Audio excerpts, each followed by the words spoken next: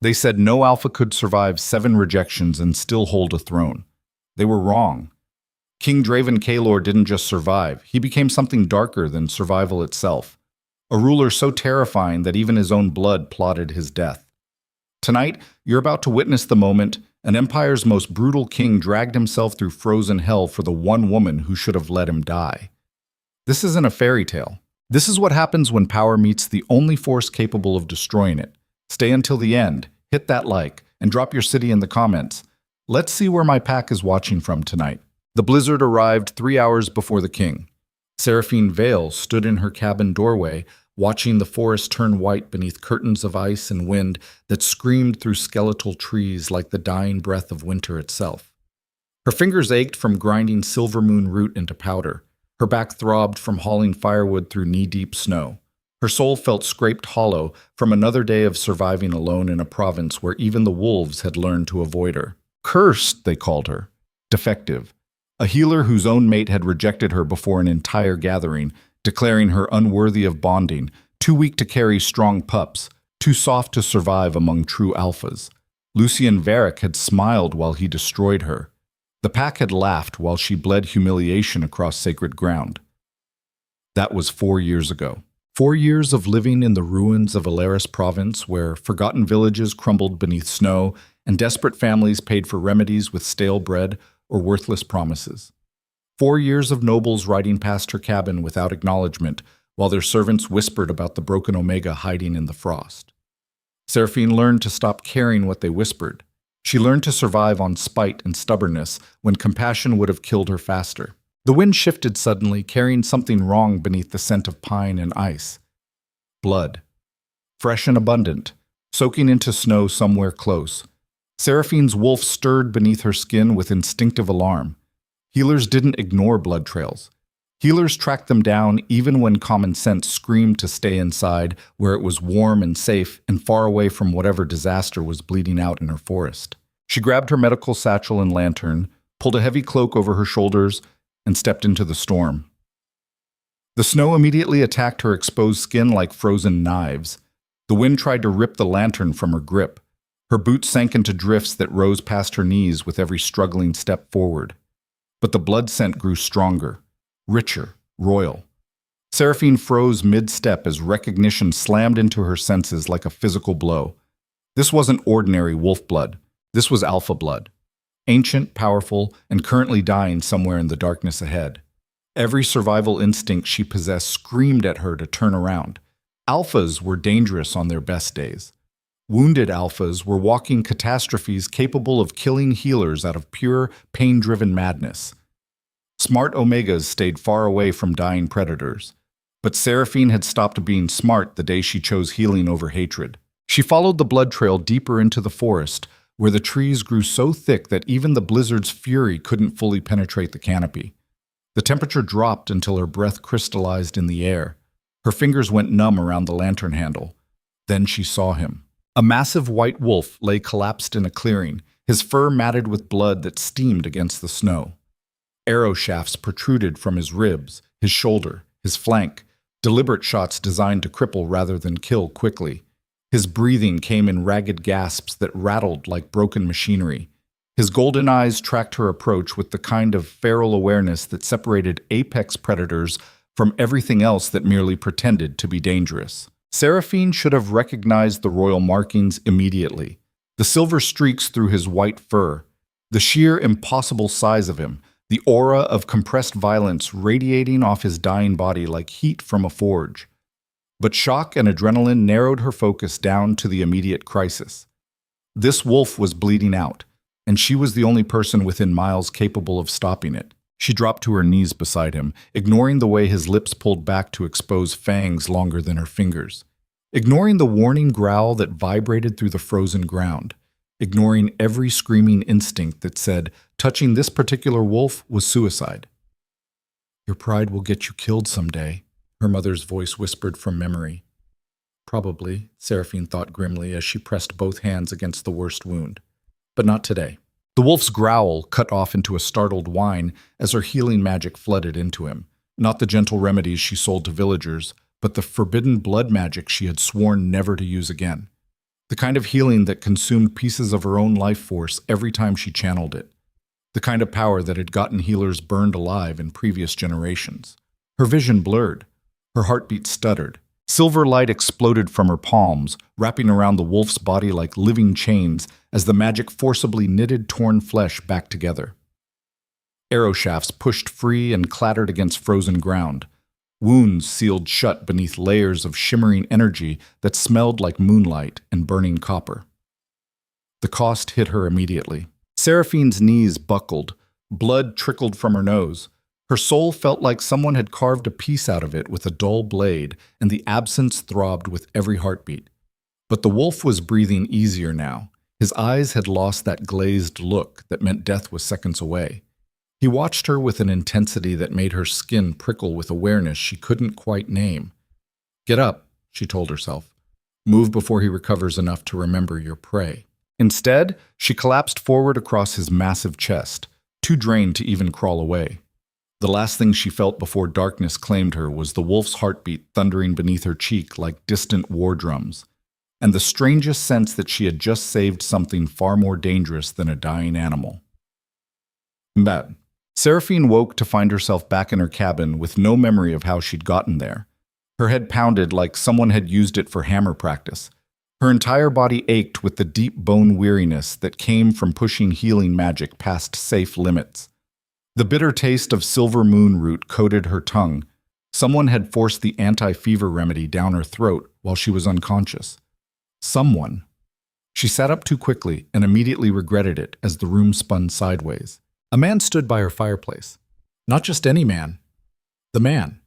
Even without the crown, even covered in road dust and wearing travel-stained clothing that probably cost more than her entire cabin, Draven Kaelor radiated the kind of authority that made lesser wolves drop their eyes and bare their throats without conscious thought.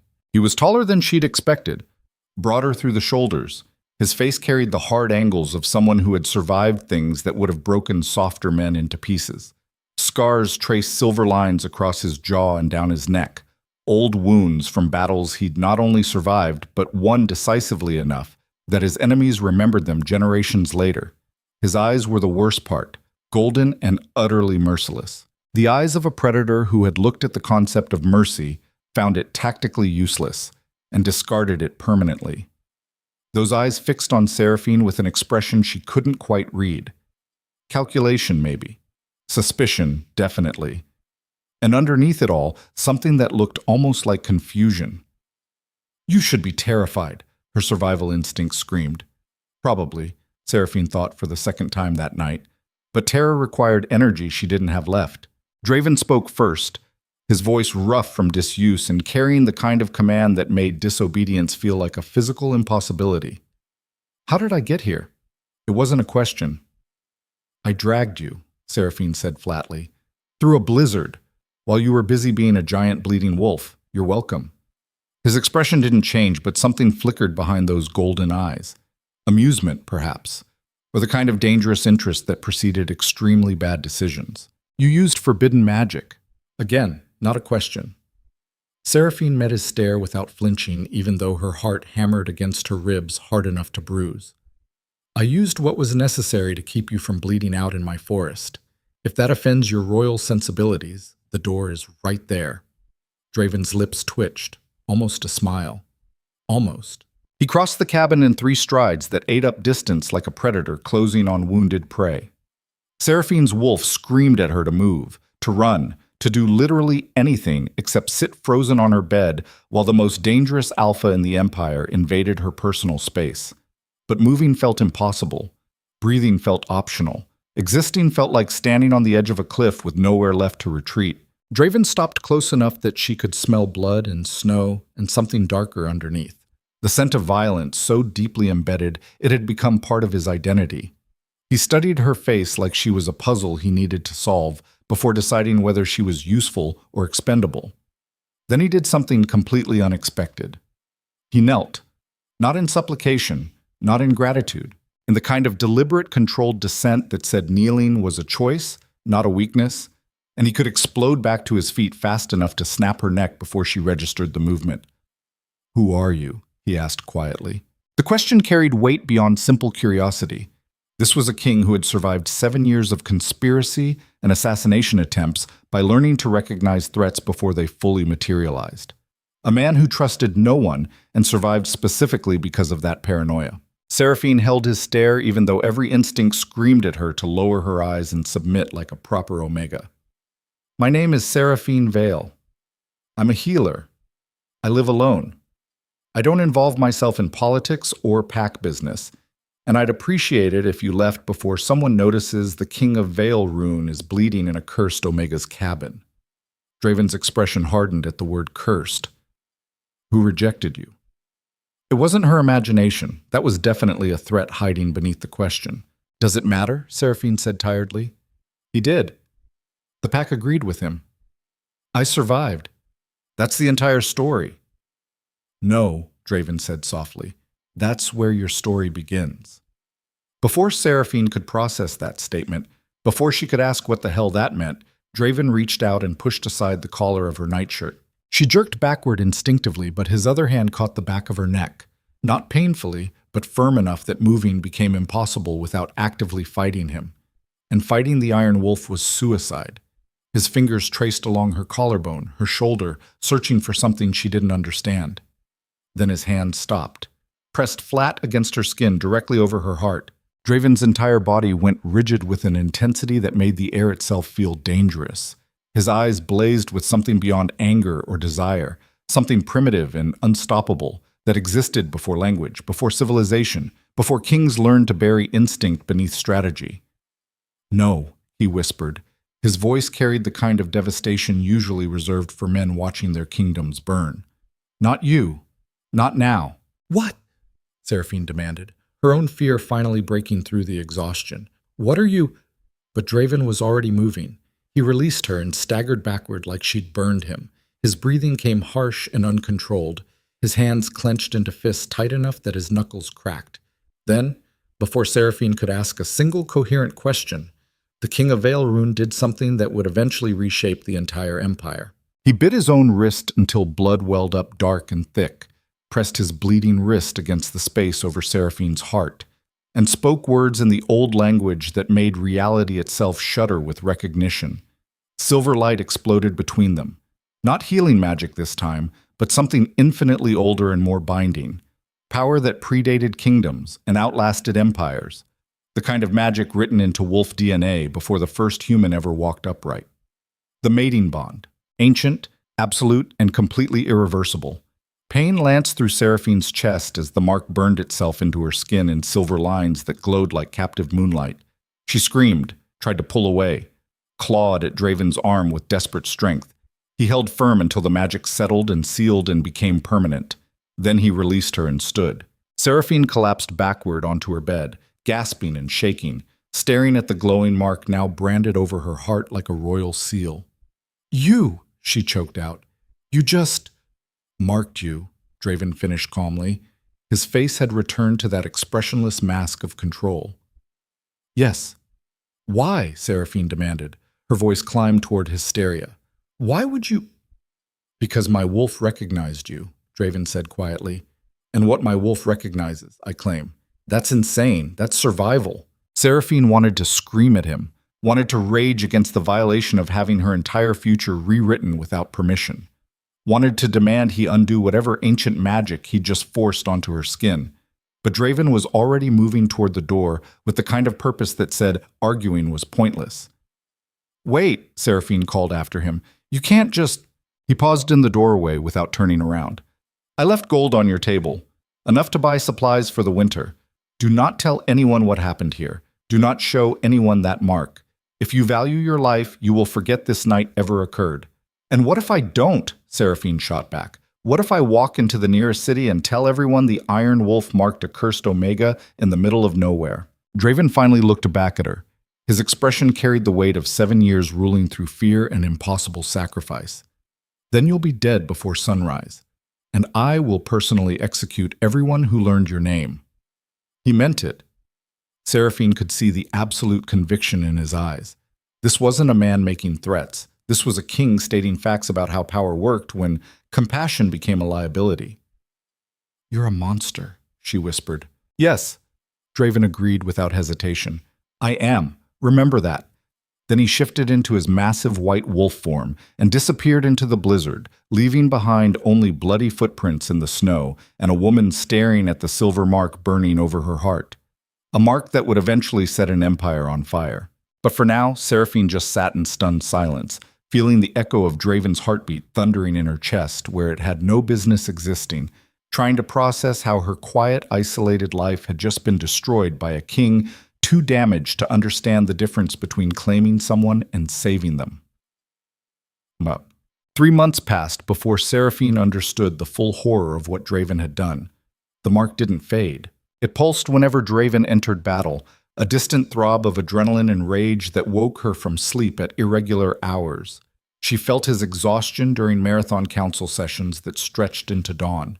His frustration when nobles played political games instead of focusing on actual governance.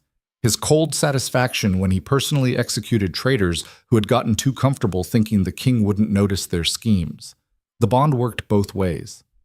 Draven felt her too, her loneliness, her quiet grief, her stubborn determination to keep healing people even when they called her curse to her face. Sometimes, late at night when the cabin grew cold and the wind howled through gaps in the walls, Seraphine swore she could feel Draven standing on some distant balcony, staring at the same moon, equally isolated despite being surrounded by thousands. Two people utterly alone in completely different ways. Connected by magic neither of them wanted. Seraphine tried to hate him for it, tried to rage against the violation of having her body and soul bound to a man she'd met once during the worst night of his life. But hatred required energy she needed for survival. So instead, she buried the mark beneath layers of clothing, avoided cities where rumors might spread, and focused on the only thing she could still control. Healing. The desperate and forgotten still found their way to her cabin. Families with children burning with fever. Old women with joints swollen beyond use. Young men stupid enough to pick fights with wolves and bears. Seraphine treated them all with the same exhausted competence, accepting payment in food or firewood, or sometimes just gratitude. She never used the forbidden magic again. The cost was too high, the risk too great. But the regular remedies worked well enough for ordinary injuries, and ordinary injuries were all she wanted to face anymore. Until the day Marcus Thorne appeared. He arrived at sunset riding a horse that had clearly been run too hard for too long. His clothes marked him as minor nobility, expensive enough to signal status, but practical enough for actual travel instead of court posturing. His face carried the kind of stress that came from carrying messages no one wanted to deliver. Seraphine met him at the door with her arms crossed and her expression neutral. I don't treat nobles. I'm not here for healing, Marcus said quickly. He glanced around the clearing like he expected assassins to materialize from the trees. I need to speak with you, privately. No, please. Marcus dismounted and pulled a sealed letter from his coat. This is from the king. Seraphine's heart stopped. The mark over her chest flared hot enough that she had to suppress a wince. Draven had promised to leave her alone, had sworn she was safer if he stayed away, had made it clear that acknowledging the bond would get her killed by his enemies. So why was one of his people standing in her clearing holding correspondence that could destroy them both? Burn it, Seraphine said flatly. I can't, Marcus said. He looked genuinely distressed. You don't understand. I understand perfectly, Seraphine interrupted. The king made a mistake. He marked someone he shouldn't have. Now he wants to clean up the evidence before it becomes a problem.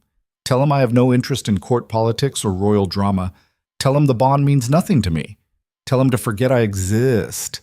That's not... Seraphine stepped backward and started to close the door. Marcus jammed his boot in the gap. They're planning to kill you, he said desperately. The world tilted sideways. Seraphine stared at Marcus with her hand frozen on the door. What? The rebellion, Marcus continued rapidly. They know about you. I don't know how, but they know. They're planning to take you during the Harvest Festival in Norhollow next month. Use you as leverage against the king. Force him to abdicate or watch you die. That's insane, Seraphine said. Her voice sounded distant to her own ears. Draven doesn't care about me. He marked me by accident during a moment of weakness. I'm nobody. You're everything, Marcus said quietly. And he knows it. That's why he sent me. To warn you. To keep you away from public gatherings where they might grab you. Seraphine wanted to laugh, wanted to scream, wanted to rage at the universe for deciding her life wasn't complicated enough without adding rebel conspiracies and assassination plots. Instead, she opened the door fully and met Marcus's eyes. "Tell your king I don't need his protection. Tell him I've survived 4 years alone in a province that wanted me dead. Tell him—" The mark flared suddenly. Not a gentle pulse this time, but a violent spike of pain and fury that drove Seraphine to her knees gasping. Her vision whited out, her lungs forgot how to breathe, and through the bond she felt Draven. Not distant anymore, not controlled. Raw and absolutely murderous, with a rage so profound it made her earlier healing magic feel like a gentle breeze. Someone had just tried to kill the king. Again. The assassination attempt failed, obviously. Draven didn't survive 7 years on a cursed throne by being easy to murder, but Seraphine felt every second of the fight, the desperate speed, the calculated brutality, the cold satisfaction when he crushed the assassin's throat with his bare hands. Then beneath the violence, she felt something worse, exhaustion. Not physical tiredness, but the soul-deep weariness of a man who had been fighting alone for so long that survival had stopped feeling like victory and started feeling like another form of slow death. Seraphine came back to herself lying on the cabin floor, with Marcus kneeling beside her looking terrified. "What happened?" he demanded. "Are you hurt?" "She felt it," Seraphine whispered. "The bond." He was attacked. Marcus's face went pale. "Is he alive?" Seraphine confirmed. She pushed herself upright and immediately regretted it as her head spun. "But whoever tried to kill him is very dead." "Good," Marcus said savagely. Then, more carefully, "Will you accept the king's protection now?" "No," Seraphine said, "but I will avoid Norhollow during the festival. That's not enough. It's all I'm offering," Seraphine interrupted. She met Marcus's eyes with the same stubborn defiance that had kept her alive through rejection and isolation. "I don't belong in Draven's world. He doesn't belong in mine. The bond was a mistake made during a crisis. It doesn't change who we are or what we need." "He marked you," Marcus said quietly. "That's not a mistake, that's a claim." "Then he claimed the wrong person," Seraphine said. "Now get out of my clearing before someone sees you and starts asking questions that'll get us both killed." Marcus looked like he wanted to argue further. Instead, he placed the sealed letter on her table and headed for his horse. He paused before mounting. "For what it's worth," he said without looking back, "the king hasn't marked anyone in 7 years. Not once. Every woman presented to him either died or betrayed him before the mating rites could be completed. Some people say the moon itself rejected him." "What's your point?" Seraphine asked tiredly. "My point," Marcus said as he swung into the saddle, "is that you're the first person his wolf has recognized as mate in nearly a decade. That means something, whether you want it to or not." Then he rode away into the gathering darkness, leaving Seraphine alone with a letter she had no intention of reading and a truth she wasn't ready to accept. The bond pulsed gently over her heart, Draven's heartbeat matching her own. Two broken people connected by magic that refused to acknowledge broken as permanent. Seraphine finally opened the letter 3 days later when the guilt became too heavy to ignore. It contained no romantic declarations, no apologies, no explanations, just a single line in handwriting so controlled it looked like it had been carved rather than written. "Stay alive, that's all I ask." Seraphine burned the letter immediately, but the words stayed with her long after the ashes had scattered across the wind. Stay alive. As if surviving was ever that simple. As if staying alive didn't require hope, and hope required believing someone actually cared whether you existed tomorrow. Seraphine had stopped believing that 4 years ago when Lucien destroyed her in front of everyone she'd ever known. But apparently Draven believed it. The Iron Wolf who trusted no one and survived through fear and violence believed Seraphine Vale was worth keeping alive. That realization terrified her more than any assassination plot ever could. Because caring created vulnerabilities. Vulnerabilities created weaknesses. And in a world where power was the only thing that mattered, weakness got you killed faster than mercy. Seraphine had learned that lesson the hard way. Draven had learned it through 7 years of impossible sacrifice. Neither of them could afford to forget it. But the bond didn't care about survival strategies or emotional armor or the careful walls they'd both built around their hearts. The bond existed, absolute and irreversible, waiting patiently for the moment when denial would no longer be possible. That moment arrived 6 weeks later during the Harvest Festival in Norhollow, when fate dragged Seraphine directly into the nightmare she'd been desperately trying to avoid, and Draven Kaelor finally stopped pretending he could let her go. Seraphine told herself she was only going to Norhollow to sell healing tonics before winter closed the roads completely. It was a lie. She knew it was a lie. But lies were easier than admitting she'd started craving connection with people who didn't actively hate her, and the Harvest Festival was one of the few events where her presence might be tolerated instead of openly scorned. She wore her plainest dress and wrapped silver fabric around her shoulders to hide the mark, kept her head down, avoided eye contact, moved through the festival crowds like a ghost, hoping no one would notice her long enough to remember she was supposed to be cursed. For 3 hours, it worked. She sold lavender tonics to merchant wives, willow bark remedies to farmers with aching joints, feverfew tinctures to mothers with colicky babies who couldn't afford real physicians. The coins added up slowly but steadily in her pouch. Enough for winter supplies, enough to survive another season alone, enough to… Seraphine. The voice stopped her cold, not because she didn't recognize it, because she recognized it too well. Lucian Varric stood 3 yards away, surrounded by soldiers wearing the crimson insignia of Alpha Command. He looked exactly the same as 4 years ago. Handsome in the way predators were handsome, all sharp angles and controlled violence wrapped in expensive clothing. His smile was worse than his voice. That particular smile meant someone was about to be humiliated for his entertainment. Seraphine turned to walk away, quickly, before this became public.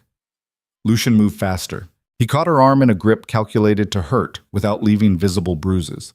His soldiers formed a loose circle that trapped her in the center of the marketplace while curious onlookers gathered to watch whatever drama was about to unfold. "Let go," Seraphine said quietly. "Why would I do that?" Lucian said loudly enough that his voice carried across the square. "I finally found my biggest mistake. The Omega's so defective I had to reject her publicly to spare my bloodline the embarrassment of weak offspring." Laughter rippled through the watching crowd. Seraphine's wolf snarled beneath her skin with helpless rage. "I'm leaving." "Are you?" Lucian asked mockingly. "Where exactly do cursed Omegas go when even their own packs won't claim them?" "Oh wait, I remember. They hide in frozen provinces selling worthless remedies to people too desperate to afford real healers." More laughter, louder this time, meaner. The kind of laughter that said the crowd had decided she was entertainment and leaving was no longer an option without making everything worse. Seraphine forced herself to meet Lucien's eyes, even though her hand shook with the effort. "Whatever point you're trying to make, you've made it. Congratulations, you rejected the worthless Omega. Everyone knows." "Can I go now?" "No," Lucian said softly, "because I want everyone here to understand something important." He raised his voice again, addressing the crowd like this was a performance instead of a woman's public destruction. "This Omega represents everything wrong with modern pack structure," he declared. "Weak bloodlines, inferior genetics, the kind of softness that gets alphas killed when they need strength most. I rejected her not because I'm cruel, but because I understand what true alphas require." The crowd murmured agreement. Seraphine felt her heart crack somewhere deep inside where hope had still been hiding. 4 years of survival. 4 years of proving she was stronger than rejection. 4 years of building a life from nothing. And Lucian was destroying it all over again in front of strangers who would remember this humiliation and spread it across provinces until her name became synonymous with failure. The mark over her heart suddenly blazed with heat so intense she had to bite her lip to keep from gasping. Draven felt this. Hundreds of miles away, the Iron Wolf felt every ounce of her pain and humiliation through the mating bond. Seraphine wanted to scream at him through the connection, wanted to beg him to stay away, wanted to warn him that coming here would destroy them both. But the bond didn't work that way. The bond just carried emotion and sensation with brutal honesty. And right now, Draven was feeling the exact moment when his mate's spirit finally started to break under the weight of public cruelty she'd endured for 4 years. Somewhere in the Imperial War Chamber, a meeting was about to be interrupted. Somewhere in the capital, generals were about to start panicking. Somewhere between sanity and primal fury, a king was about to cross the line where strategy died and instinct took control. But Seraphine didn't know any of that yet. She just knew Lucien was still talking, still performing, still using her pain as entertainment for soldiers who'd never looked at her as anything more than a cautionary tale about what happened to defective Omegas. Maybe in another timeline, she would have endured this quietly. Maybe in another life, she would have lowered her eyes and waited for Lucien to get bored and move on. But 4 years of survival had burned away the part of Seraphine that believed endurance was the same as surrender. She met Lucien's eyes with an expression that stopped his speech mid-sentence. "You want to know what I learned from rejection?" she said quietly. Her voice didn't carry like his, but something in her tone made the crowd lean closer to hear. "I learned that alphas who need to publicly destroy Omegas to feel powerful are the weakest creatures in any pack." Lucien's smile vanished. His grip on her arm tightened to bruising. The air itself seemed to compress with sudden danger. "I learned," Seraphine continued steadily, "that real strength isn't demonstrated through humiliation. It's demonstrated by surviving what should have killed you and refusing to let cruelty make you cruel in return." "Shut up," Lucien hissed. "I learned," Seraphine said louder, "that you rejected me not because I'm weak, but because you're terrified of anyone who might see past the performance and realize you're empty underneath." Lucien's hand shot toward her throat. The blow never landed, because the earth itself started trembling. Not an earthquake, not thunder, something worse. The crowd fell silent as primal terror flooded the marketplace like a physical presence. Soldiers dropped instinctively to one knee. Merchants stumbled backward. Even hardened alphas lowered their eyes without understanding why submission felt like the only possible response. Then he arrived. The massive white wolf exploded into the square like divine fury given physical form. Mud sprayed in arcing waves beneath paws that struck ground with enough force to crack stone. The blizzard of his presence made torches gutter and die. Draven Kaelor had crossed 300 miles in less than 2 hours, using forbidden royal magic that consumed lifespan like currency, and he had arrived at Norhollow with exactly 0 patience for politics or strategy or anything except the woman whose pain he'd felt through the bond like a knife between his ribs. He shifted mid-stride into human form, stalked directly to Seraphine without acknowledging anyone else existed, and pulled aside the silver fabric covering her shoulder to expose the glowing royal mark for the entire marketplace to see. The crowd's shock was a palpable thing. Lucien went pale as death. Draven's voice cut through the silence like a blade through flesh. "This woman," he said with absolute authority, "is my mate, my queen, and every insult spoken against her is now spoken against the crown itself." Then he looked at Lucien with an expression that promised violence. "You," Draven continued softly, "rejected my mate publicly, humiliated her before witnesses, used her pain for your entertainment." Lucien opened his mouth, closed it, opened it again without any sound emerging. Draven smiled. It was the most terrifying thing Seraphine had ever seen. Not cruel, not angry, just absolutely certain about what came next. "You're going to kneel," Draven told Lucien conversationally. "You're going to apologize. And if your apology fails to satisfy me, I'm going to personally demonstrate what happens to alphas who touch what belongs to the Iron Wolf."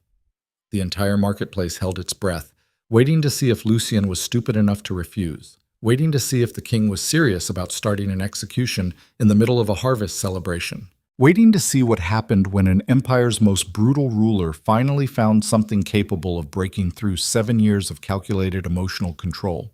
Seraphine stood frozen in the center of it all, with her mark blazing like captive sunlight, and Draven's hand still resting possessively on her shoulder. This was the moment everything changed. The moment the Empire learned its greatest weapon carried a weakness.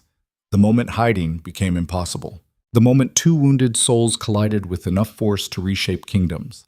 And standing there surrounded by terrified onlookers while Lucien dropped to his knees with tears streaming down his face, Seraphine finally understood the terrible truth Draven had tried to protect her from. Love wasn't gentle when it involved kings. Love was watching an empire's most dangerous ruler tear through distance and protocol and self-preservation because someone dared hurt his mate. Love was standing in the ruins of privacy while thousands witnessed the exact moment when denial stopped being possible. Love was Draven, meeting her eyes with an expression that said he'd burn the entire kingdom to ash before letting anyone hurt her again. And Seraphine, who had survived 4 years alone through spite and stubbornness, finally broke. Not from pain, from the overwhelming realization that she wasn't alone anymore, that someone had just crossed impossible distances to defend her, that the Iron Wolf himself had chosen her over strategy, over safety, over everything he'd spent 7 years building. The tears started before she could stop them. Draven's expression softened fractionally. His thumb traced along the mark on her shoulder with a gentleness that seemed impossible from hands that had just threatened public execution. "Stay alive," he murmured. "That's all I asked." "I tried," Seraphine whispered back, "but they wouldn't let me." "Then we stop trying," Draven said, "and we start surviving together." In the distance, church bells began ringing the alarm that meant the king had left the capital without warning or escort. Somewhere, generals were mounting horses to chase after their ruler. Somewhere, rebels were realizing their leverage had just transformed into an act of war. Somewhere, the empire was learning that its most brutal king had finally found his weakness. And in a marketplace in Norhollow, beneath silver moonlight and the weight of 1,000 witnesses, Draven Kaelor claimed his mate publicly, permanently, and with absolutely zero concern for the catastrophe that decision would unleash. Because some bonds were worth burning kingdoms for. Some women were worth crossing the line between control and chaos. And some kings were done pretending that power mattered more than the person who made survival feel like something other than slow death.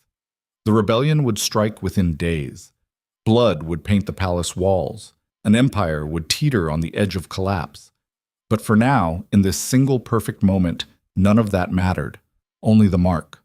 Only the bond. Only two broken people finally admitting they were stronger together than apart, even if being together meant watching the world burn. The silence that followed Draven's declaration stretched like drawn wire across the marketplace. Lucien remained on his knees, his face twisted with the kind of terror that came from realizing you'd just humiliated the most dangerous predator in the Empire's chosen mate. His soldiers had backed away slowly, creating distance between themselves and their commander's catastrophic mistake. The crowd stood frozen, caught between the primal urge to flee and the equally powerful need to witness what happened when the Iron Wolf finally revealed the one thing capable of breaking through his legendary control. Seraphine felt Draven's hand still resting on her shoulder, his touch carrying the same controlled violence that defined everything about him. The mark beneath his fingers burned with recognition, broadcasting their connection to every wolf present, with senses sharp enough to read the ancient magic binding them together. This was exposure at its most brutal. The thing Draven had killed to prevent. The vulnerability he'd buried beneath threats and gold and desperate warnings to stay invisible. And he'd just thrown all of it away in front of hundreds of witnesses because someone dared hurt his mate.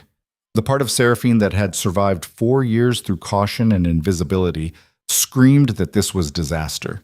That public claims meant public targets. That being acknowledged by the king was the fastest way to end up dead in a ditch when his enemies decided to strike. But the part of her that had just endured Lucien's humiliation in front of these same witnesses felt something else entirely. Relief. Validation. The overwhelming proof that she wasn't defective or worthless or any of the things her former mate had declared her to be. Draven turned his attention back to Lucien with the patience of a man who had all the time in the world to decide someone's fate.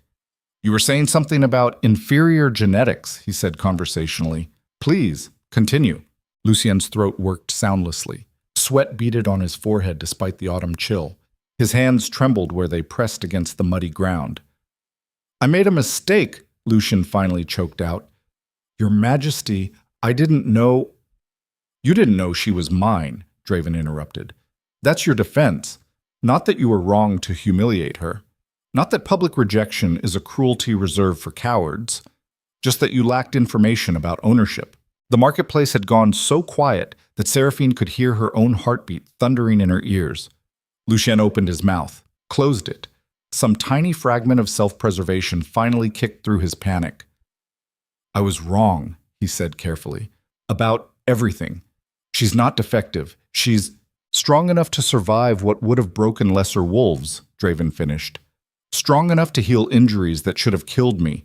Strong enough to live 4 years alone in a province that wanted her dead while you surrounded yourself with soldiers and pretended that made you powerful." Each word landed like a physical blow. Lucian flinched with every sentence.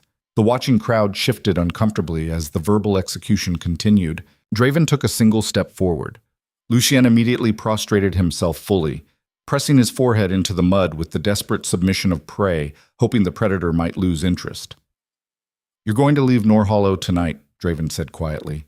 "You're going to resign your command, and you're going to spend the rest of your pathetic existence remembering that you rejected a woman who became a queen while you became nothing worth remembering." Lucian nodded frantically into the mud. Draven's expression didn't change. "If I ever hear you've spoken her name again, I will personally ensure you understand what rejection actually feels like when delivered by someone powerful enough to make it permanent." The threat carried weight beyond words. This wasn't a king making empty promises.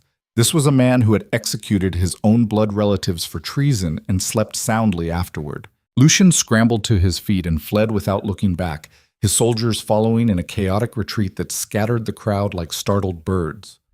Within seconds, the marketplace had emptied except for a handful of merchants too terrified to move, and a young woman staring at the king who had just destroyed a man's entire career over her public humiliation. Draven finally released Seraphine's shoulder and turned to face her fully. Up close, she could see the cost of what he'd just done written in the tension around his eyes, the tight set of his jaw, the rigid control holding his wolf form barely beneath the surface where instinct demanded violence and civilization demanded restraint. He'd crossed 300 miles in 2 hours using magic that consumed lifespan. He'd abandoned a war council without explanation. He'd exposed their bond to witnesses who would spread the news across provinces before sunrise. All because he felt her pain through the mating mark, and something inside him shattered with enough force that strategy stopped mattering. Understanding that scared Seraphine more than anything Lucian had said, because Draven Kaelor didn't break. The Iron Wolf survived through absolute control over his emotions and impulses. That control had just failed spectacularly. And the man staring at her now with golden eyes that carried too much intensity looked like he was trying to decide whether he'd made the worst tactical error of his reign or the only choice his wolf would have allowed. "We need to leave," Draven said finally. His voice had returned to that flat command that made disobedience feel impossible. "Now." Seraphine found her voice somewhere beneath the shock. "I have supplies at the inn." "Forget them," Draven interrupted. He glanced toward the darkening sky with the expression of someone calculating how much time remained before disaster fully materialized. "My generals will arrive within the hour. When they do, this town becomes a tactical nightmare. We leave before that happens." "And go where?" Seraphine demanded. "Back to the capital where your enemies will have clear targets. Back to my cabin where assassins will find me isolated. Where exactly is safe now that you've announced to the entire province that I'm your weakness?" Draven's expression hardened. "You were never safe. The rebellion already knew about you. They were planning to take you during this festival, regardless of whether I showed up. The only difference is now everyone knows what happens to people who try." "That's not a difference," Seraphine shot back. "That's an escalation. You just painted a target on both of us." "The target was always there," Draven said. "I just made it visible." The frustration that had been building since he marked her 3 months ago finally broke through Seraphine's shock. "You had no right," she said. Her voice climbed despite her best efforts to stay calm. "No right to mark me without permission. No right to claim me publicly. No right to make decisions about my safety without asking what I wanted." "What you wanted," Draven repeated slowly, as if the concept was foreign. "You wanted to keep hiding in frozen provinces selling remedies while nobles mocked you. You wanted to endure public humiliation from the man who rejected you. You wanted to survive alone until the rebellion eventually grabbed you and used you to force my abdication. That's exactly what would have happened," Draven interrupted. His control was fracturing around the edges, letting something rawer show through. "I've spent 3 months trying to protect you from distance, killing messengers, destroying records, threatening anyone who discovered your existence. And it wasn't enough. They found you anyway. So yes, I made a decision without your permission. I claimed you publicly. I exposed the bond. And I will not apologize for choosing your survival over your comfort." The words hit like a slap.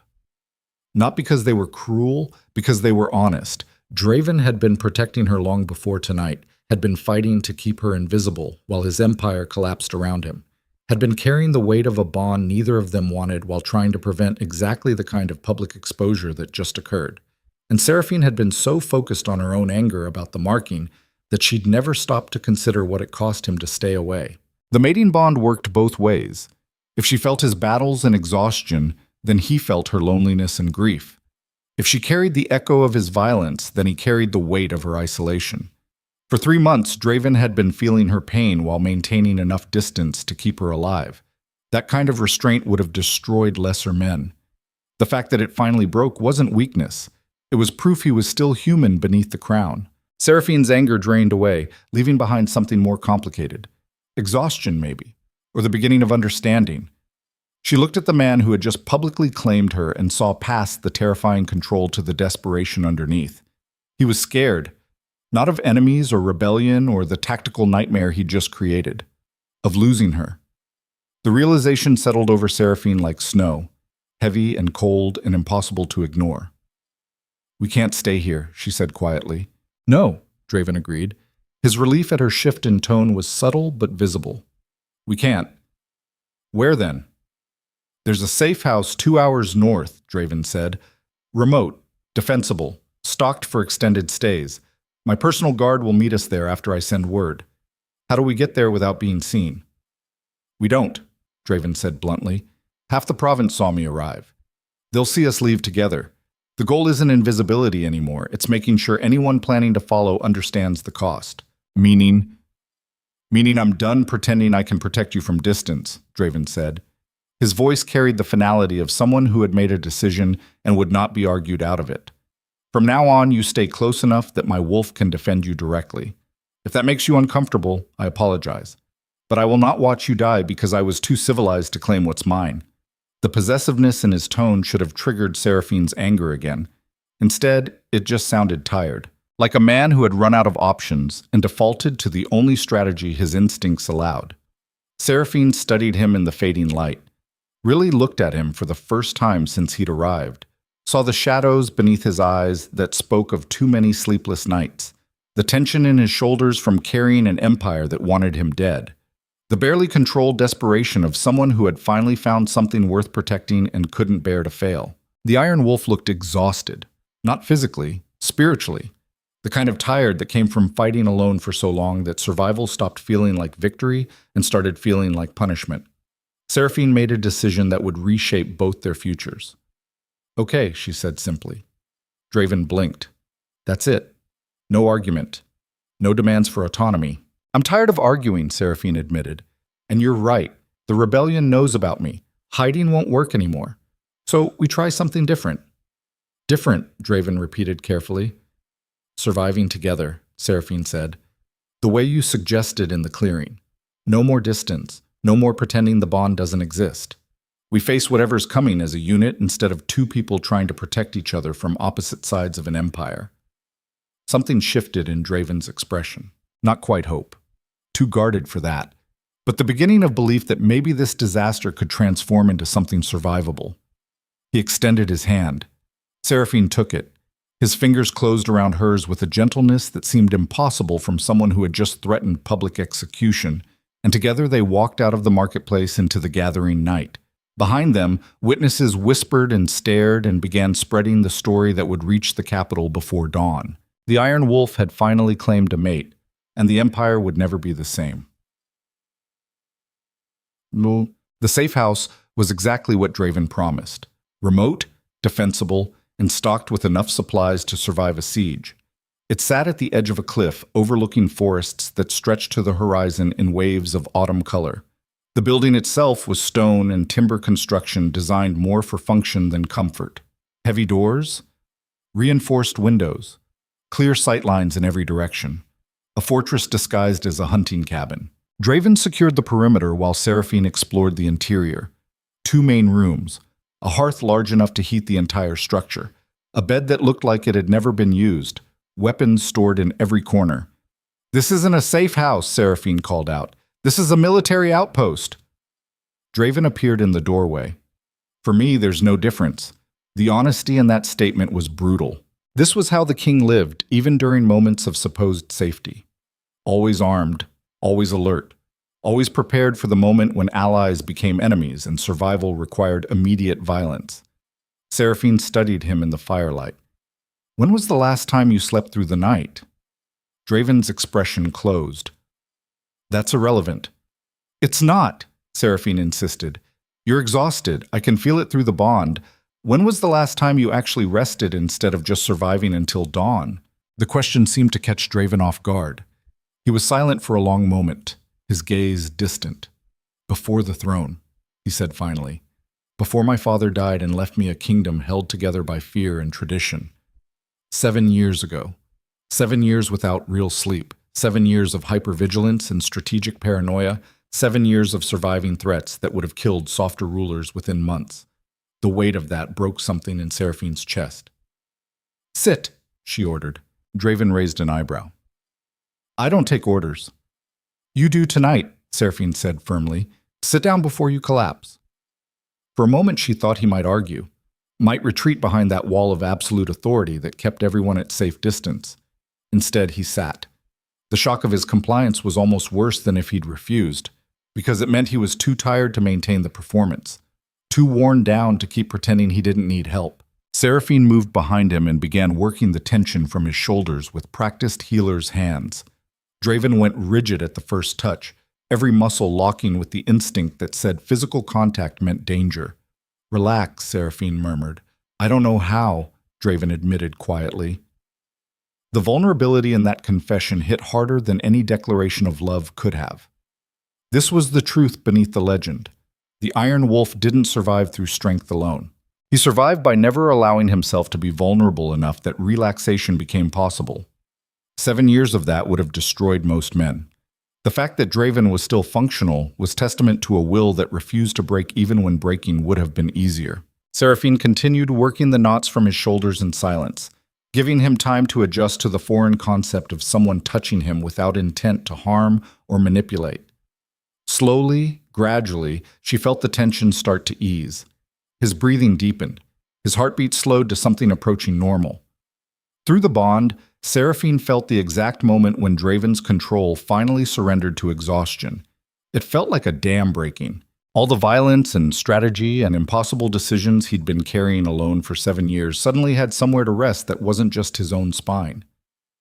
Why did you save me? Draven asked suddenly. His voice was rough from disuse and something deeper. That night in the forest. You should have left me to die. Seraphine's hands stilled. Because leaving people to die isn't who I am, even when those people are monsters. Especially then, Seraphine said, because monsters are just people who stopped believing anyone would save them. Draven was silent for a long time. Then, you're wrong about me. Am I? I'm not a monster because no one saved me, Draven said quietly. I'm a monster because I made calculated decisions to become one. Every execution, every brutal policy, every act of violence that kept this empire from collapsing. I chose those things. No one forced me. And if you hadn't chosen them, Seraphine asked, what happens to Vale Rune? Draven's jaw tightened. Civil war, famine, provincial warlords carving up territories while civilians starve. The same fate that claimed a dozen kingdoms in the past century. So you became the monster the empire needed instead of the man you wanted to be. There's no difference anymore, Draven said. Whatever I was before the crown died with my father. What's left is what had to survive. The bleakness in his voice was devastating. This wasn't a man regretting his choices. This was a man who had accepted that some sacrifices consumed you completely, and the person you used to be became just another casualty of ruling. Seraphine moved around to face him, crouching down so they were eye level. Listen to me very carefully, she said. You are not the crown. You are not the throne. You are a man who made impossible choices to keep millions of people alive. That doesn't make you a monster. It makes you someone strong enough to carry weight that would have crushed anyone else. Draven met her eyes with an expression that bordered on desperation. You don't understand what I've done, the things I've ordered, the people I've killed. Then tell me, Seraphine challenged. Every terrible decision, every brutal execution, tell me all of it and let me decide who you are instead of accepting the story you keep telling yourself. For a moment she thought he might refuse, might retreat behind the mask of absolute control. Instead, Draven started talking. He told her about the night his father died and left him a throne surrounded by vipers disguised as nobles. About the first assassination attempt that came within hours of his coronation. About the general he'd trusted since childhood who sold siege plans to enemy kingdoms for gold. He told her about executing his own uncle for treason after discovering the man had been poisoning civilians to create unrest. About the province governor he'd personally beheaded for running slavery operations hidden beneath legitimate trade. About the rebel faction he'd slaughtered to the last man when they tried to use children as human shields. He told her about the 7 women presented as potential mates who either betrayed him, died mysteriously, or vanished before bonding rites could be completed. About the whispers that the moon itself had cursed him. About the loneliness of ruling while surrounded by people who feared him too much to ever know him. He told her everything. The violence, the strategy, the calculated brutality required to hold an empire together when mercy would have gotten millions killed. And through it all, Seraphine just listened. Didn't judge, didn't flinch, just bore witness to 7 years of impossible weight carried by someone who had no choice except to be strong enough or die trying. When Draven finally fell silent, the fire had burned low and the night pressed against the windows like a living thing. Seraphine reached out and took his hand.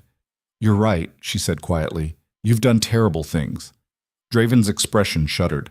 "But so has every ruler who ever kept an empire from collapse," Seraphine continued. "The difference is you remember the weight of those decisions. You carry them instead of dismissing them. That's not monstrous. That's human." "I don't feel human," Draven said. "Because you've been alone too long," Seraphine said. "But you're not alone anymore." The bond pulsed between them, warm and absolute, proof that whatever isolation they'd each survived was ending whether they were ready for it or not. Draven's thumb traced across her knuckles with the same careful gentleness he'd shown in the marketplace. "I'm going to fail you," he said. "Eventually. I'll make a decision that puts the Empire before your safety. I'll choose strategy over what you need. And you'll realize I'm exactly the monster everyone says I am. Then I'll remind you who you actually are," Seraphine said, "and we'll survive it together. You have too much faith in people." "Maybe," Seraphine agreed, "but I'd rather have too much faith than none at all. One of those keeps you human. The other turns you into what you're afraid of becoming." Draven stared at her like she'd just spoken a language he'd forgotten existed. Then, slowly, carefully, he leaned forward and pressed his forehead against hers. It wasn't a kiss. It was something more fundamental. Recognition. Connection. The physical acknowledgement that neither of them had to carry everything alone anymore. "Stay alive," Draven whispered against her skin. "That's still all I ask." "Then stop asking and start believing I will," Seraphine whispered back. They stayed like that until the fire burned to embers and the night deepened toward dawn. 2 people who had survived impossible odds separately learning what it felt like to survive together. It wasn't comfortable. It wasn't easy. But it was real in a way that nothing else in either of their lives had been for years. And somewhere between exhaustion and understanding, Draven finally fell asleep. Not the half-aware state of someone ready to wake at any sound. Actual sleep. Deep and dreamless and unguarded. The kind of rest that required trusting someone else to watch for danger. Seraphine stayed awake through the night, keeping vigil over the man who had crossed an empire to defend her. The king who had finally found someone worth being human for. The wolf who had recognized his mate and refused to let strategy convince him to walk away. Outside, the rebellion was mobilizing. Assassins were being dispatched. An empire was preparing for war.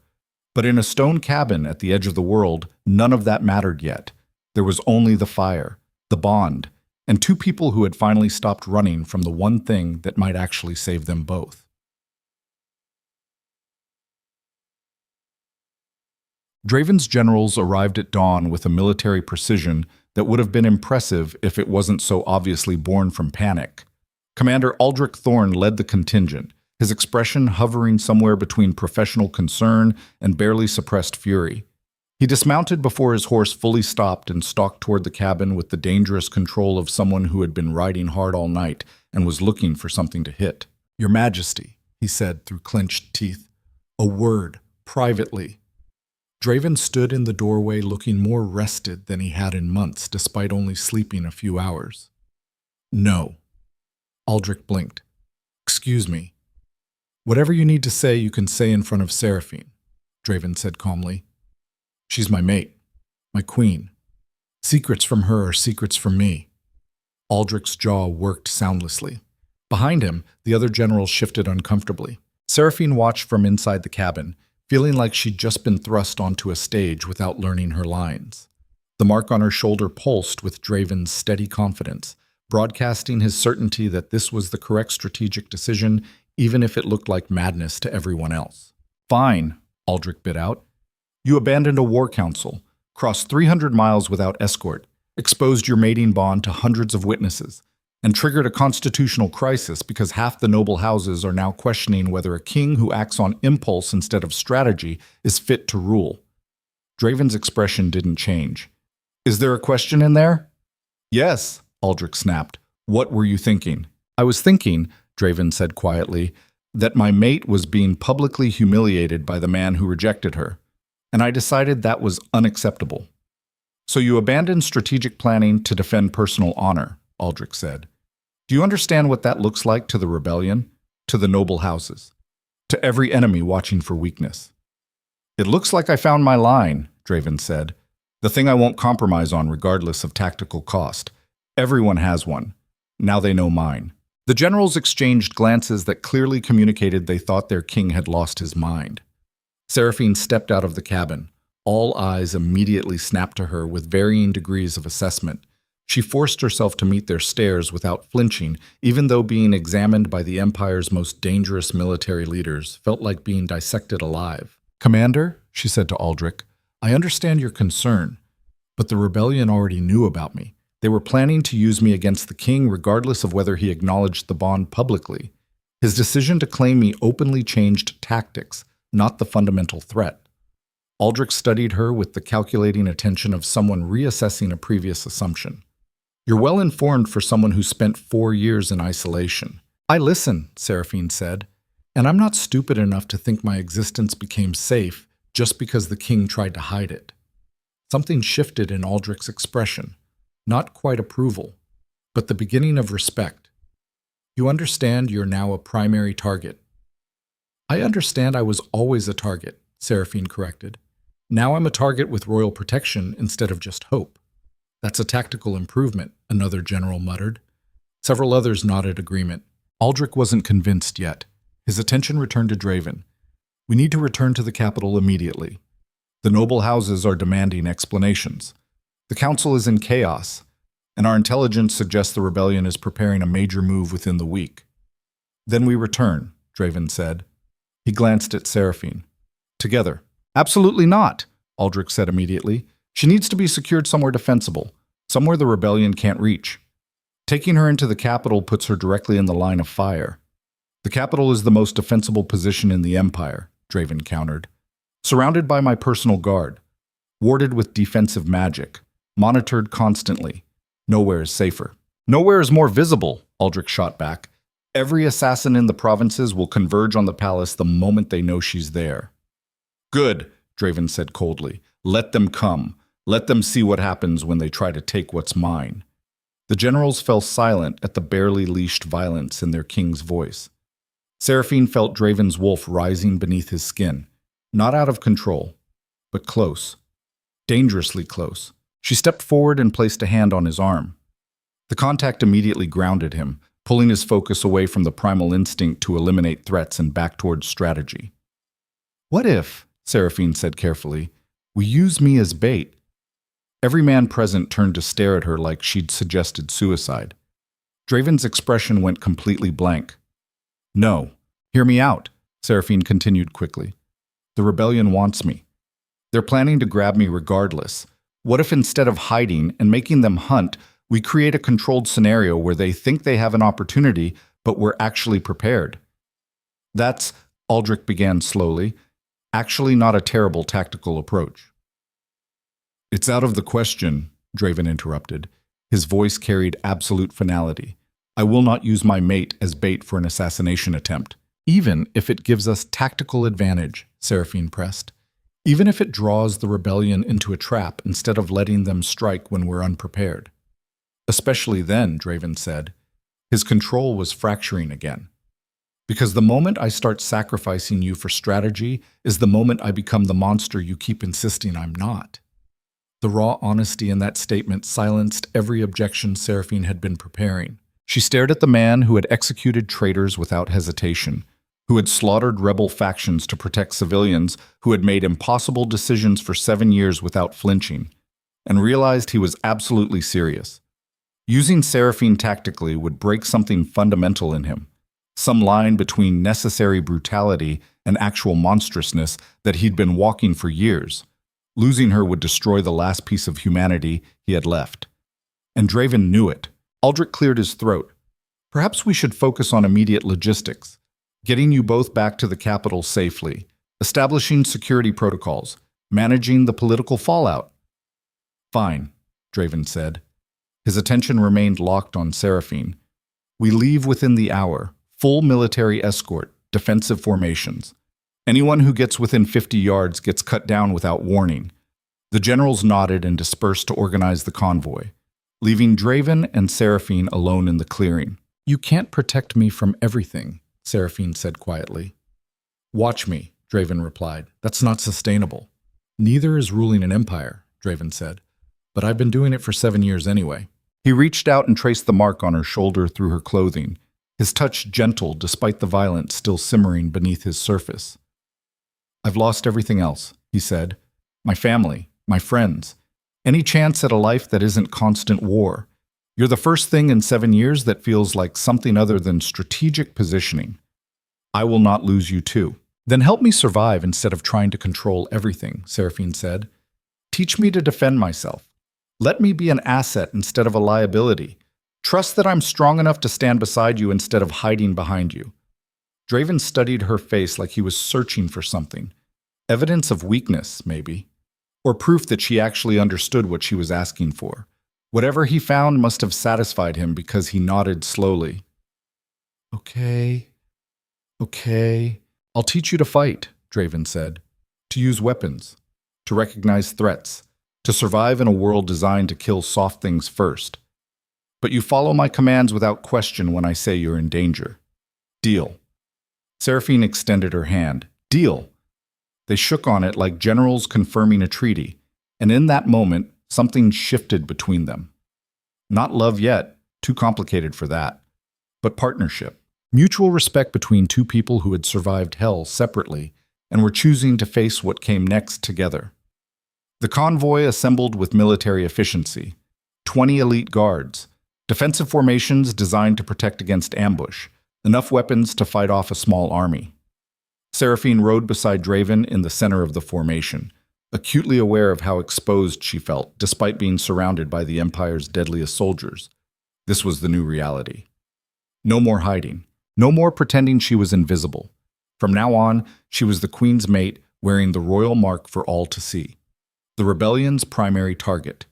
And the one weakness the Iron Wolf had finally admitted he couldn't eliminate through strategy alone. The journey back to the capital would take 3 days through territories barely loyal to the crown. 3 days where assassins could strike at any moment. 3 days to prove that surviving together was possible instead of just aspirational. As they rode through a forest that had witnessed empires rise and fall, Seraphine felt the weight of what she'd agreed to settling across her shoulders like armor. She'd survived 4 years alone. Now she had to learn to survive as half of something bigger than herself. The bond pulsed steadily between them, Draven's heartbeat matching hers. Two people bound together by magic and circumstance, and the desperate hope that together they might be strong enough to weather whatever storm was coming. Behind them, scouts reported movement in the trees. Ahead, the road narrowed into terrain perfect for ambush, and somewhere between survival and strategy, Seraphine realized the truth. The point of no return wasn't when Draven claimed her publicly. It wasn't when he crossed 300 miles to defend her. It was this moment, riding toward a capital that wanted her dead, surrounded by guards who would die protecting her, beside a king who had finally found something worth burning his empire down to defend. There was no going back, no returning to the quiet isolation of her cabin, no pretending the bond didn't exist, only forward into whatever catastrophe awaited them in a city that was about to discover what happened when love and power collided inside people ruthless enough to fight for both. The first arrow struck before they reached the valley. The arrow came from the tree line at an angle that bypassed the outer defensive formation entirely. Professional, calculated. aimed not at Draven, but at the woman riding beside him. Seraphine saw the flash of motion half a heartbeat before impact. Not enough time to dodge. Barely enough time to register that death was about to arrive in the form of a steel-tipped projectile designed to punch through leather armor and shatter ribs. Draven moved faster than physics should have allowed. One moment he was upright in his saddle scanning the forest with tactical precision. The next he'd launched sideways and knocked Seraphine from her horse, his body wrapping around hers as they hit the ground hard enough to drive the air from her lungs. The arrow struck his shoulder instead of her chest. Blood sprayed across dead leaves and mud. Draven's wolf roared beneath his skin with a fury that made the air itself feel dangerous. His guards exploded into coordinated chaos. Half formed a protective barrier around their fallen king. The other half charged toward the tree line where the archer had fired from, weapons drawn and murder in their eyes. Seraphine lay pinned beneath Draven's weight, struggling to breathe, her ears ringing from the impact. Above her, Draven's face had gone absolutely feral, not with pain, with rage so profound it transcended emotion and became something elemental. "Stay down!" he snarled. The command carried wolf authority that made disobedience feel like a physical impossibility. Then he was moving again, ripping the arrow from his own shoulder without hesitation and shifting into his massive white wolf form in the same fluid motion. Blood matted his fur. His golden eyes blazed with predatory focus. The soldiers who had charged into the forest were already dragging someone back. Not an archer, a body. The assassin had taken poison the moment capture became inevitable. His face was already gray with death, foam speckling his lips, eyes glazed and unseeing. Professional to the end, willing to die rather than be interrogated. The kind of dedication that spoke to training and fanaticism instead of simple mercenary work. Draven shifted back to human form and stalked toward the corpse with blood still streaming down his arm.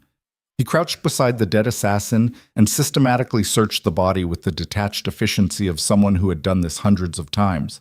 No identification, no marks indicating allegiance. Nothing except high-quality weapons and the kind of physical conditioning that came from years of martial training.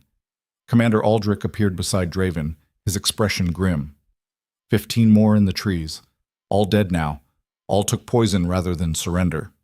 Draven's jaw tightened. 16 assassins committed enough to suicide rather than capture. This wasn't opportunistic. This was coordinated. They knew our route, Aldrich said quietly. Knew our timing. Knew exactly where to position for optimal strike angle. Someone told them, Draven said flatly. Someone with access to our planning gave them everything they needed. The implication hung in the air like poison. There was a traitor in the royal inner circle. Someone close enough to know travel routes and security formations.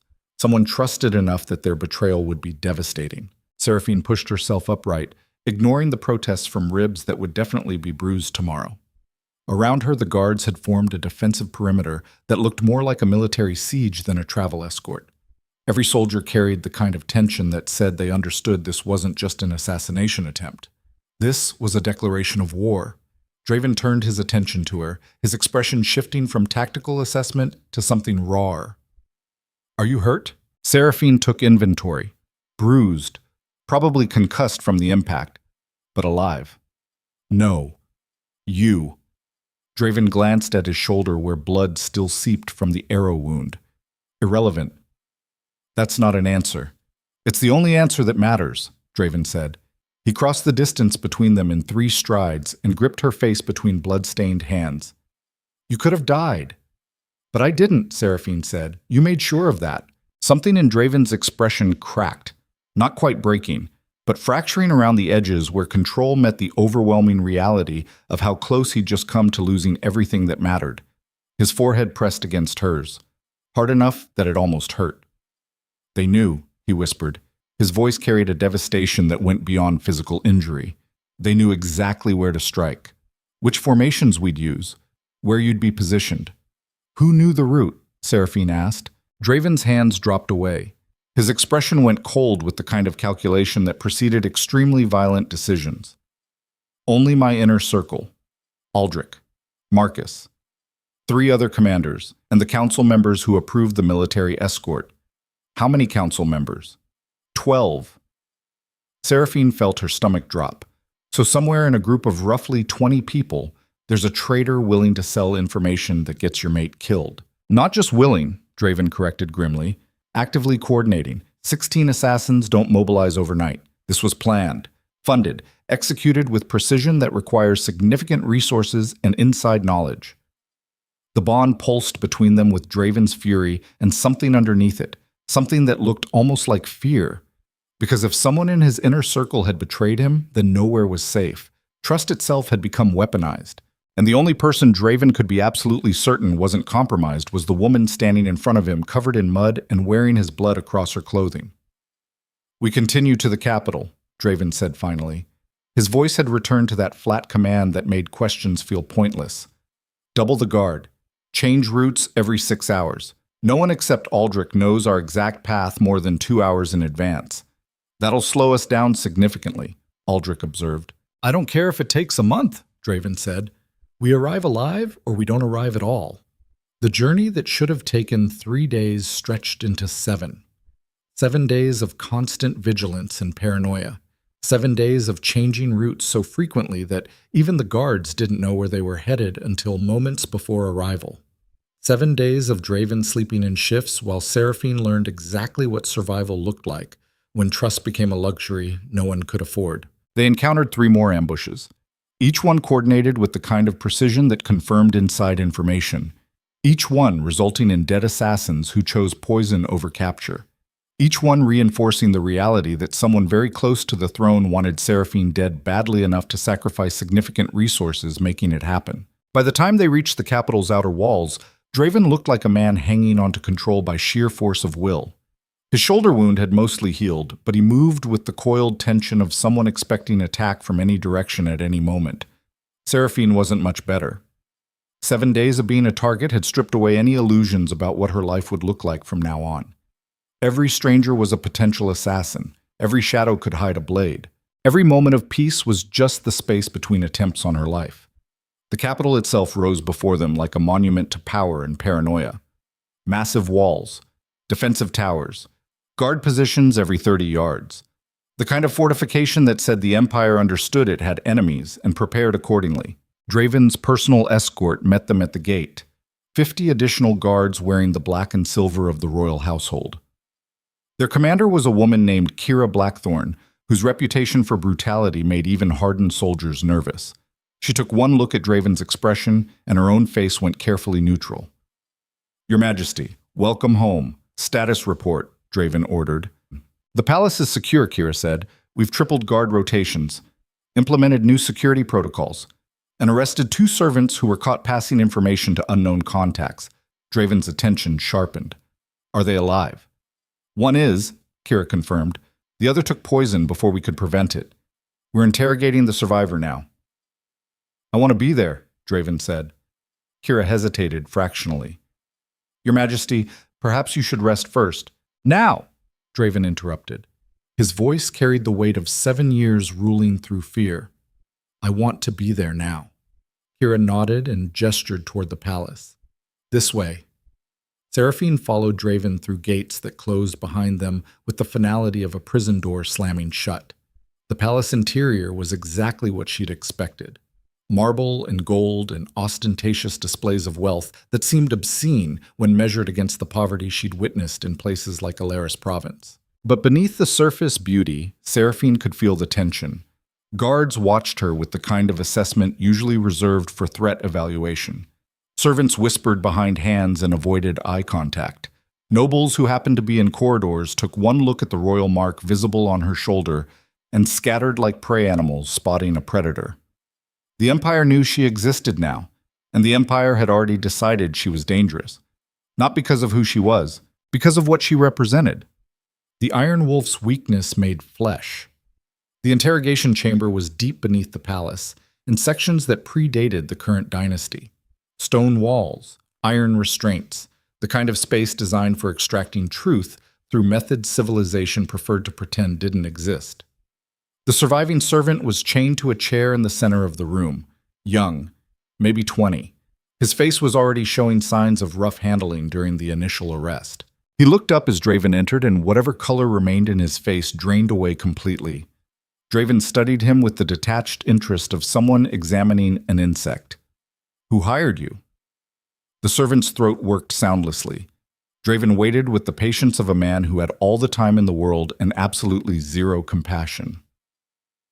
I don't, the servant finally choked out. I don't know names. They just paid me to report on guard rotations, and when the king left the palace. Who paid you? Draven repeated. I never saw faces, the servant insisted desperately. Just a contact who left gold and instructions. I needed the money. My family's sick. You didn't think passing information about the king's security would get people killed? Draven finished coldly. Or you didn't care as long as the gold kept coming. The servant started crying. I'm sorry. I'm so sorry. Please. Who else? Draven interrupted. Who else in the palace is compromised? I don't know, the servant sobbed. I swear I don't know. My contact never mentioned others. I just did what they asked and took the gold. Draven turned to Kira. Is he telling the truth? Kira's expression was carefully neutral. The interrogator believed so. He's been cooperative, desperate to bargain for leniency.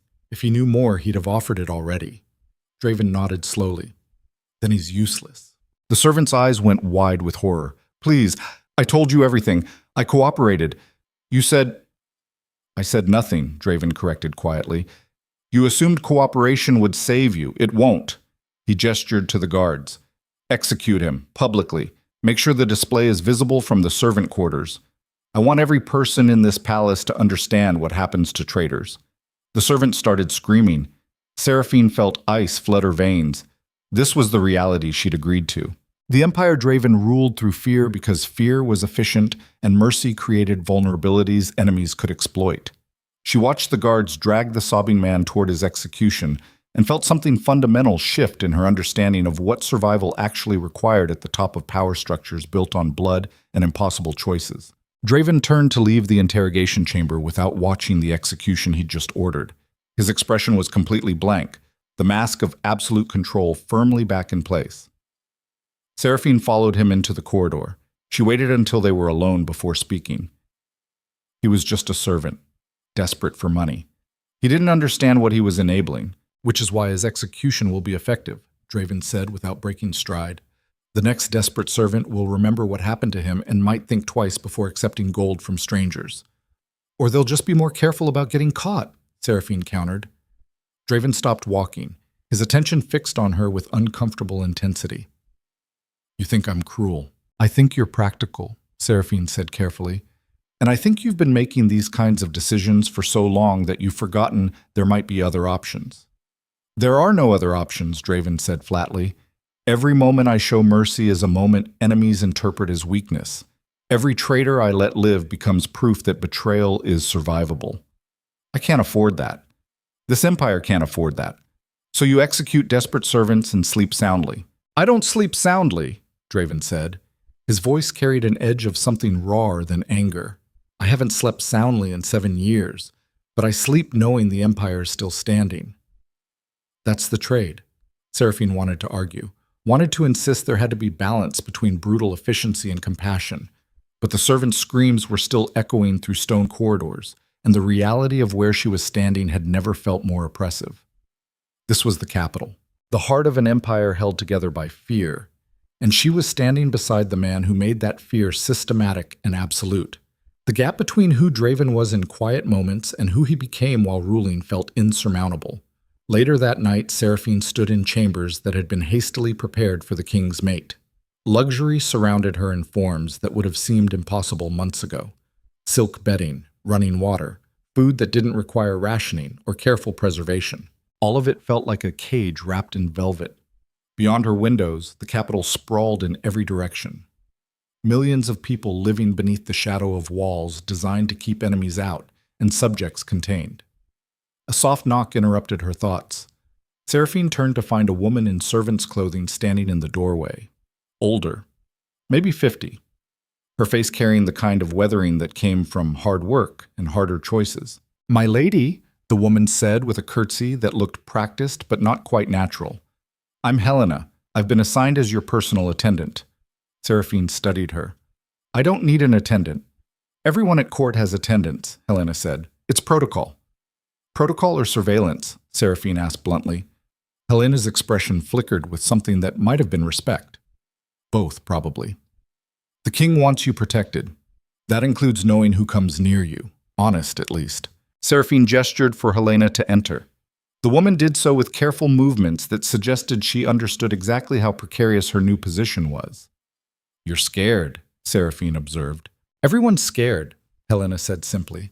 The palace is in lockdown. Guards are arresting people daily. Executions happen so frequently they've stopped drawing crowds. And now the king has publicly claimed a mate who survived alone for years, which means you're either incredibly dangerous or incredibly lucky. No one's certain which yet. What do you think? Seraphine asked. Helena met her eyes directly. I think you're neither. I think you're just someone who got caught in forces beyond your control, and you're trying to survive the same as the rest of us. The assessment was so accurate it made Seraphine's chest tight. Why are you telling me this? She asked. Because honesty might keep me alive longer than flattery, Helena said. The last 3 servants assigned to positions near the king's inner circle are all dead, executed for treason or killed during assassination attempts or simply disappeared. I'd like to not be the 4th. Fair enough, Seraphine said. What can you tell me about the palace that I need to know to survive? Helena hesitated, then seemed to make a decision. The palace has 3 factions right now. Those loyal to the king, those loyal to the rebellion, and those trying to stay neutral long enough to see who wins. Everyone's watching everyone. Trust is a commodity more valuable than gold, and the moment you show weakness, someone will try to exploit it. Which faction are you in? Seraphine asked. The staying alive faction, Helena said dryly, same as most servants. We don't have the luxury of ideology when any choice could get us killed. Seraphine found herself liking this woman despite the circumstances. What about the nobles? The council? Helena's expression darkened. That's where it gets complicated. The council is supposed to advise the king. In practice, they're a collection of ambitious predators trying to consolidate power while pretending to serve the empire. Some genuinely believe in Draven's rule. Others would sell him to the rebellion if the price was right. And most are just waiting to see which direction things fall before committing. How do I tell which is which? You don't? Helena said bluntly. That's the problem. Everyone wears loyalty like a mask. The only way to know for certain is to watch what they do when they think no one's looking. That's impossible. Welcome to court, Helena said. Impossible is the starting position. Everything gets worse from there. A commotion in the corridor cut off whatever Seraphine was about to say. Raised voices, the sound of boots running across marble. Both women moved to the door instinctively. Commander Aldrich appeared moments later, his expression carrying the kind of urgency that preceded catastrophe. My lady, the king requires your immediate presence in the council chamber. Something in his tone made Seraphine's stomach drop. What happened? Aldrich hesitated fractionally. We've identified the traitor. The council chamber was chaos contained by protocol. 12 nobles arranged around a circular table designed for equality. Guards lined the walls in formations that suggested they were prepared for violence to erupt at any moment. And at the head of the table stood Draven, looking like a king, preparing to pass judgment on something that would reshape the entire empire. Seraphine entered to find every eye immediately tracking her movement. Assessment, calculation, the weight of people trying to determine if she was an asset or a liability in whatever power struggle was about to unfold. Draven's attention fixed on her with relief so profound it was almost painful to witness. He gestured for her to stand beside him, a position that marked her as allied rather than subject to whatever judgment was about to occur. Seraphine took her place and forced herself to meet the stares of nobles who had spent lifetimes learning to hide their true thoughts behind courtly masks. Draven addressed the room with absolute authority. We've identified the individual responsible for leaking security information to the rebellion, the person who enabled 4 separate assassination attempts against my mate and compromised our defensive positions.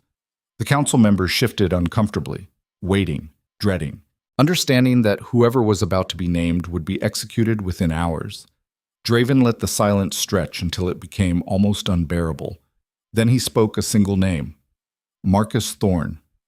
The world tilted sideways. Seraphine's vision narrowed to a single point, Marcus, the man who had warned her about the rebellion's plans. The man who had delivered Draven's letter telling her to stay alive. The man she'd trusted because he'd seemed genuinely concerned for her safety. "No," Seraphine heard herself say. "That's impossible." "The evidence is conclusive," Draven said. His voice was steady, but she could feel his fury through the bond. Letters in his personal chambers detailing our travel routes, gold from known rebellion contacts, testimony from the servant we interrogated placing Marcus as the coordination point for information exchange. "He was helping me," Seraphine protested.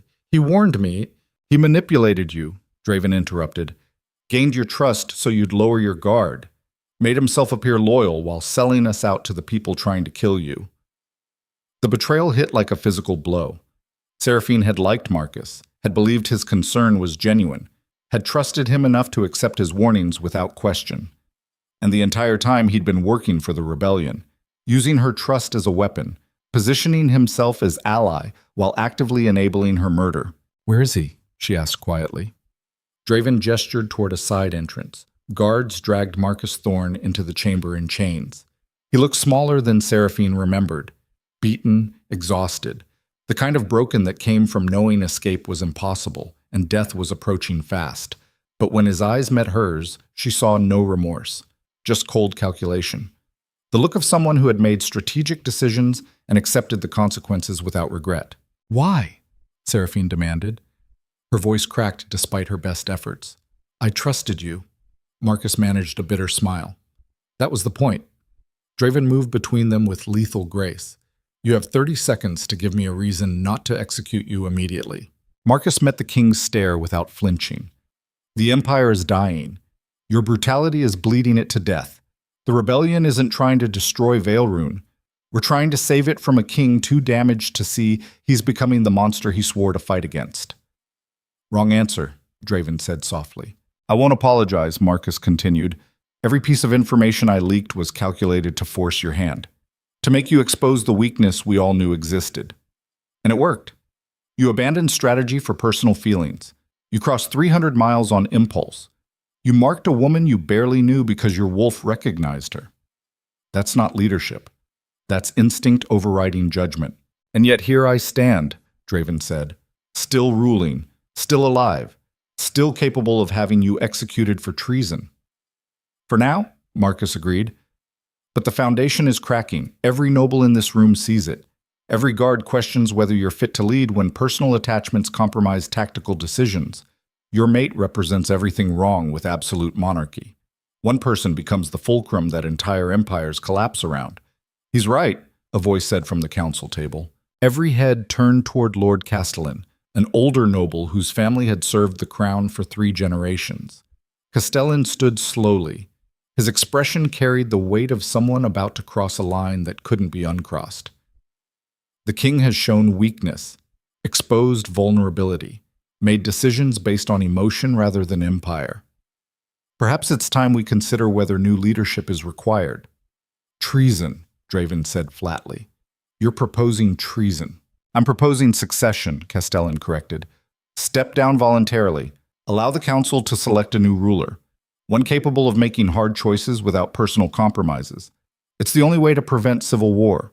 The other council members were very carefully not reacting, which meant they'd discussed this already, had met in secret and decided the king had become too unstable to rule.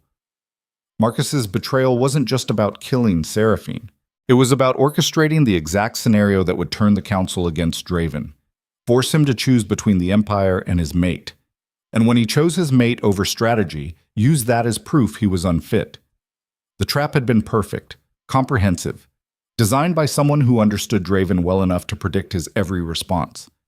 Seraphine felt the bond pulsing with Draven's rage, not at the betrayal itself, at the precision of it. The calculated manipulation that had turned trust into a weapon and used his own protective instincts to undermine his authority. Draven studied the council with an expression that made several members shift uncomfortably. "How many of you agree with Castellan?" Silence. Heavy and damning. Then, slowly, 6 additional nobles stood. 7 out of 12. A majority. The council had just staged a coup without drawing a single weapon. Draven's smile was the most terrifying thing Seraphine had ever seen. "I see." His hand moved to the blade at his hip. The guards along the walls immediately drew weapons, half aimed at the standing council members, half aimed at Draven himself. The split was instant and absolute. Even the royal guard had fractured. The Empire wasn't just threatened, it was already broken. Draven stood in the center of a room full of people he'd trusted, people he'd protected, people he'd bled to keep alive, and realized the truth. He'd survived 7 years of external threats, but the thing that finally brought him down was the one weakness he'd spent his entire reign trying to eliminate: caring about someone more than the crown. The betrayal wasn't Marcus alone. It was systemic, built into the foundation of absolute power itself. The moment a king becomes human enough to love, that love becomes the lever that topples empires. And Draven had just handed his enemies the perfect fulcrum. "Stay behind me," he told Seraphine quietly. "What are you going to do?" she whispered back. Draven's wolf rose beneath his skin, golden eyes blazing with the kind of violence that separated apex predators from everything else that merely pretended to be dangerous. "Survive," he said. "The same thing I've always done." Then the killing started. The first blade came from Draven's left, wielded by a guard who had stood watch outside his chambers for 3 years. Draven didn't hesitate. His own blade intercepted the strike with the kind of practiced precision that came from surviving constant assassination attempts. Steel shrieked against steel. The guard's eyes widened with the realization that betraying the Iron Wolf was very different from betraying a normal king. Draven's counterattack was brutal and efficient. A slash across the throat that sent arterial spray across marble floors. The guard collapsed gurgling while chaos erupted throughout the council chamber. The room fractured into immediate violence. Guards loyal to the crown attacked those who had sided with the rebellion. Council members scattered toward exits or dove beneath the massive table.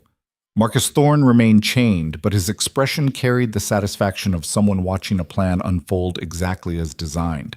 Draven moved through the carnage like a force of nature given human form. Every strike was calculated, every kill was necessary.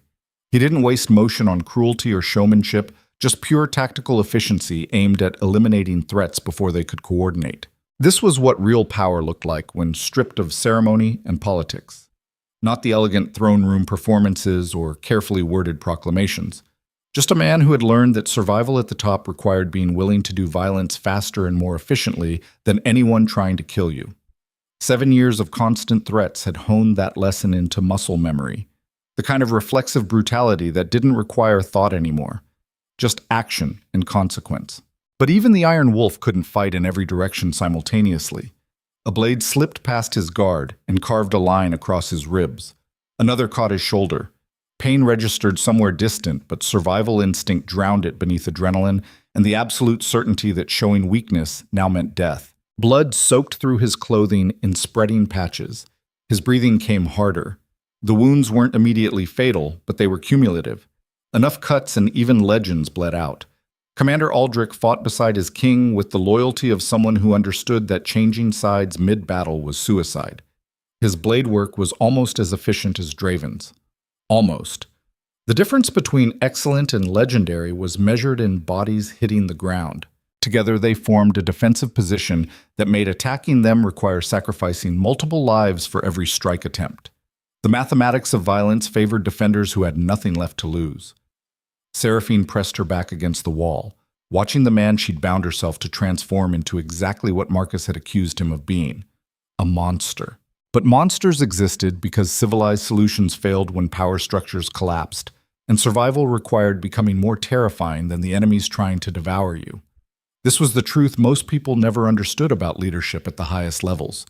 The crown didn't corrupt through temptation, it corrupted through necessity. Every ruler eventually faced the same impossible choice: become brutal enough to hold civilization together or remain gentle and watch millions die in the chaos that followed weakness. Draven had chosen survival, had made that choice so many times over 7 years that brutality had stopped feeling like compromise and started feeling like the only rational response to a world designed to punish mercy. And right now that choice was written in blood across council chamber floors. Kira Blackthorn appeared in the doorway with reinforcements. 20 additional guards wearing the black and silver of the royal household. Her assessment of the situation took maybe 3 seconds before she made a decision that would define the rest of her career. She sided with the king. Her forces slammed into the rebellious guards with overwhelming violence. The tide shifted immediately. What had been a potentially catastrophic betrayal became a slaughter as Draven's most loyal soldiers systematically eliminated every threat in the chamber. The sounds of combat were visceral and terrible. Steel on steel, screams cut short, bodies hitting marble with wet thuds, the smell of blood and voided bowels as death claimed traitors too slow to realize their mistake. This was war without the distance of battlefields or the romance of strategic planning, just people killing other people in close quarters where every mistake was immediately fatal. Lord Castellan tried to flee toward the exit. Draven caught him before he made it 5 steps. One hand closed around the old noble's throat and lifted him off the ground with the casual strength of someone who had stopped pretending to be civilized years ago. Castellan's face turned purple. His hands clawed uselessly at Draven's grip. "You wanted new leadership," Draven said quietly. His voice carried through the chamber despite the ongoing violence. "You thought I'd become too weak to rule, too compromised by personal attachments. Let me show you what compromise actually looks like." He squeezed. Castellan's neck broke with a wet crack that echoed off marble walls. Draven dropped the corpse and turned to face the remaining council members huddled beneath the table. His entire body was covered in blood, some his own, most belonging to people who had betrayed him. His golden eyes blazed with the kind of fury that made submission feel like the only rational response. "Anyone else want to question my fitness to rule?" he asked conversationally. The silence was absolute. Even the sounds of fighting had stopped as the last rebellious guard fell beneath Kira's blade. The council chamber looked like a slaughterhouse. Bodies littered the floor in pools of spreading crimson. The ornate ceiling reflected the carnage in distorted shadows. The air tasted like copper and fear, and in the center of it all stood the king who had just proven exactly why 7 years of conspiracy had failed to remove him. Because Draven Kaelor didn't just survive threats, he made examples out of them. The kind of examples that lasted generations in collective memory. The kind that made future conspirators think twice before acting. Fear was a tool like any other weapon. Deployed strategically, it prevented more bloodshed than it caused. That was the calculation tyrants made, the justification for brutality.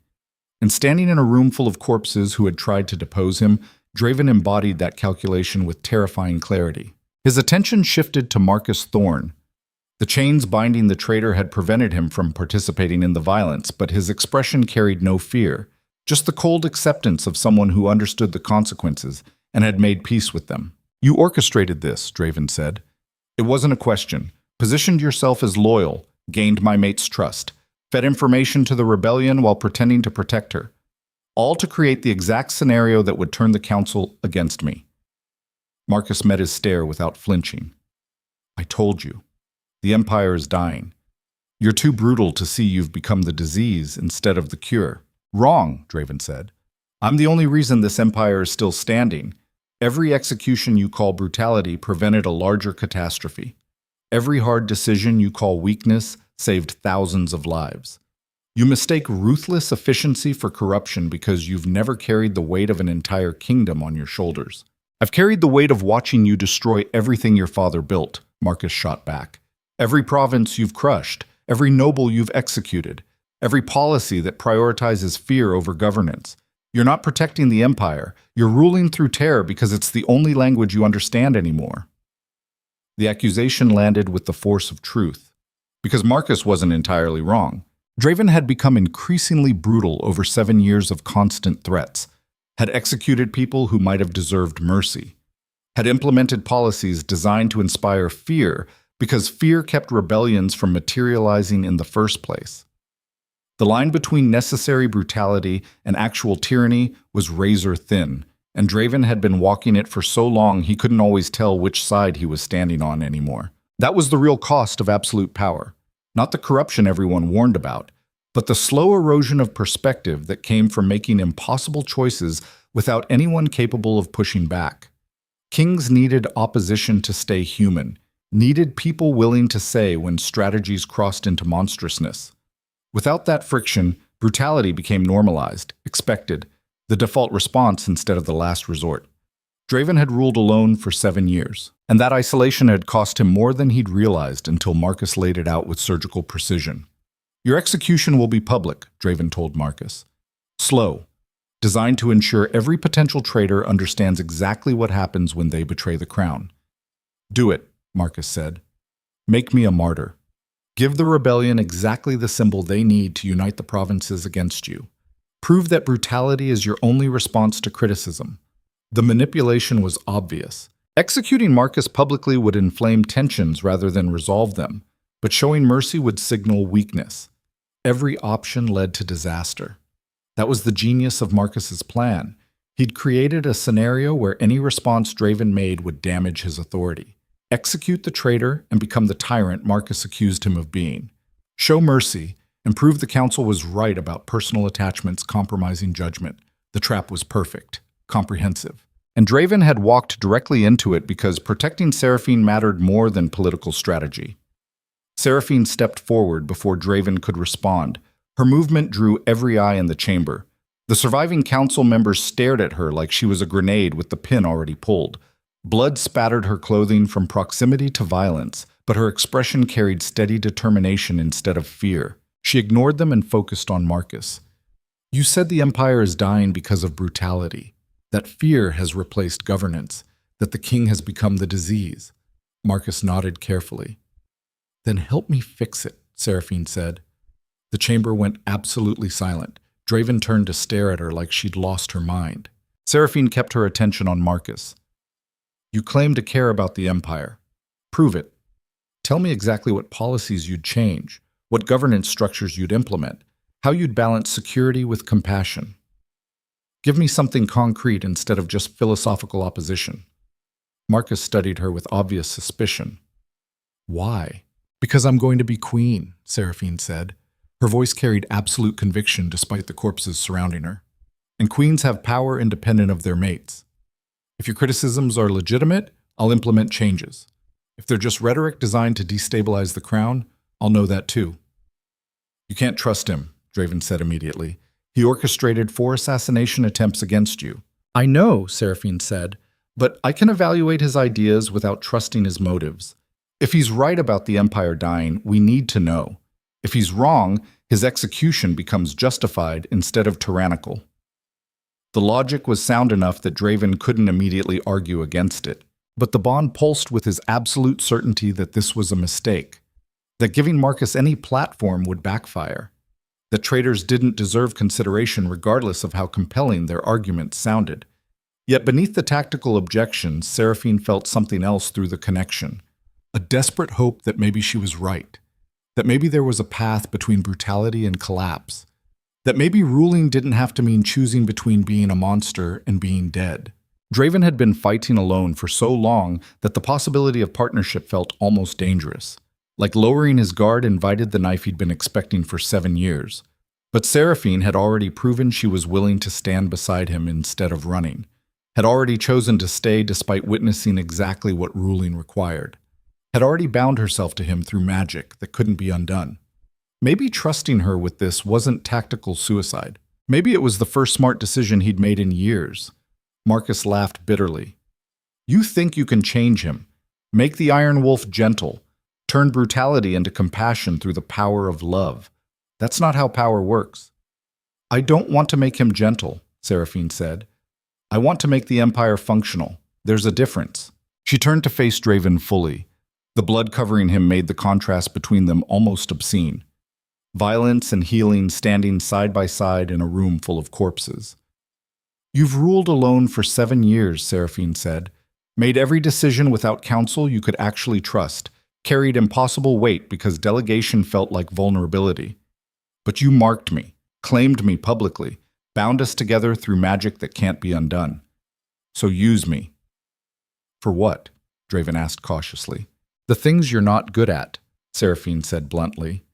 Compassion, political maneuvering, understanding how fear might inspire rebellion instead of preventing it. I can't fight like you, can't execute traitors without hesitation, can't rule through absolute authority. But I can do the things that keep you from becoming the monster Marcus says you already are. The offer hung in the air between them, a partnership instead of just a mating bond.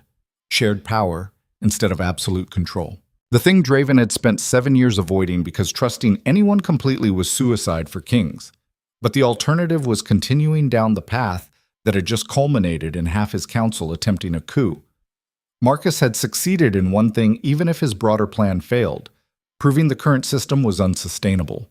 That ruling through fear alone had created so much resentment that even loyal servants became weapons and trusted advisors became traitors. Something had to change, or the next betrayal would succeed where this one failed. Draven looked at the woman who had dragged him through a blizzard and saved his life with forbidden magic, who had survived 4 years alone through stubborn refusal to surrender her humanity, who stood in a room full of corpses offering to help govern an empire despite having zero training in politics or warfare. The smart move was to refuse, to maintain absolute control, to execute Marcus and consolidate power through fear until the rebellion was crushed completely. But Draven was tired. 7 years of fighting alone had worn him down to something that barely resembled the man he used to be. And Seraphine represented the possibility that survival could look like something other than endless war against everyone. "Fine," Draven said finally. "We try it your way." Relief flooded Seraphine's expression. "But I'm keeping final authority," Draven continued. "You can implement changes, can counsel me on decisions, can be the face of compassion while I remain the threat. But when I say something is necessary for survival, that's the end of the discussion." "Understood." "Understood," Seraphine agreed. Draven turned back to Marcus. "You get to live.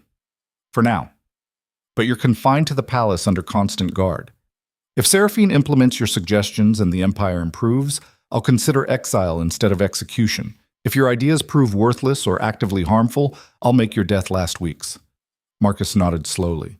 "That's more mercy than I expected." "Don't mistake pragmatism for mercy," Draven said coldly. "You're only breathing because my mate asked. Remember that." He gestured to the guards. "Take him to the high-security cells. No visitors except the Queen. No communication with anyone outside the palace." Kira's soldiers dragged Marcus away while medics entered to tend the wounded and remove the dead. The council chamber slowly transformed from battlefield back to political space, but the bloodstains on marble would remain visible for days. A reminder of what happened when consensus failed and violence became the only language anyone understood. Draven swayed slightly. The adrenaline was wearing off and the injuries he'd been ignoring suddenly demanded attention. Deep cuts across his ribs and shoulder, bruises that would turn spectacular colors, the bone-deep exhaustion of fighting at peak capacity while bleeding. Seraphine was beside him immediately. "You need healing." "Later," Draven said. "First we secure the palace. Lock down every entrance, arrest anyone who showed hesitation during the fighting, interrogate the surviving council members until we know exactly how deep this conspiracy runs." "You're barely standing," Seraphine protested. "I've ruled while barely standing for 7 years," Draven said. "I can manage a few more hours." But the bond betrayed his true condition, pain radiating through every nerve, exhaustion so profound it felt like drowning. The desperate need to collapse somewhere safe and let someone else carry the weight for just a few hours. Seraphine made a decision. She turned to Aldrich. "Secure the palace. Lock it down.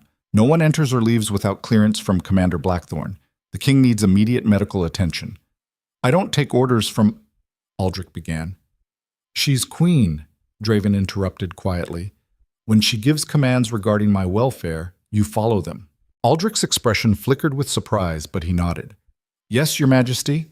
The formal acknowledgement rippled through the remaining guards. Seraphine had just been publicly recognized as holding authority independent of being the king's mate, as having actual power instead of just symbolic status. The shift was subtle but fundamental.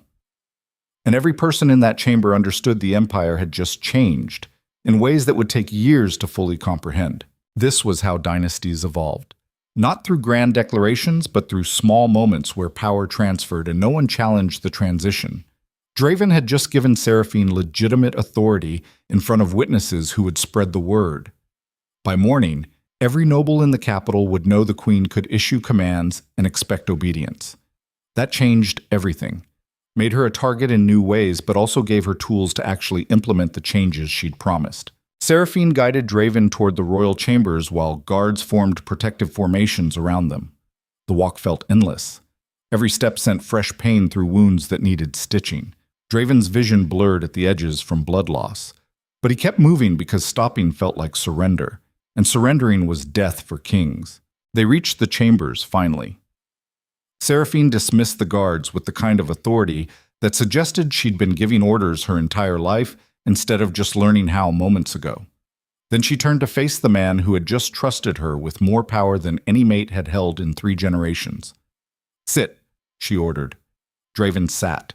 The compliance would have shocked anyone who knew him, but he was beyond pretense now, beyond maintaining the performance of absolute control.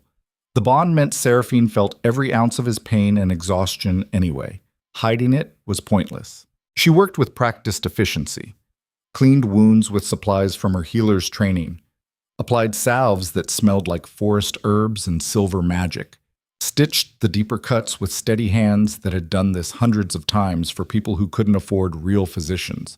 The familiar motions grounded her, reminded her that beneath the politics and violence, she was still a healer, still someone who knew how to fix broken things. Even when the broken thing was a king who had spent 7 years surviving through sheer brutality. "You're good at this," Draven observed. His voice was rough from shouting commands during the battle. "I've had practice," Seraphine said. 4 years of being the only healer desperate people could afford teaches efficiency." She finished the final stitch and sat back. "You need rest. Real rest. Not the half-aware state you've been surviving on. The Empire will survive a few hours without you," Seraphine interrupted. "Aldrich and Kira can handle immediate security. The Council is too terrified to attempt anything else tonight, and I'll stay here to watch for threats." "Sleep. I don't know if I remember how," Draven admitted. The vulnerability in that confession was devastating.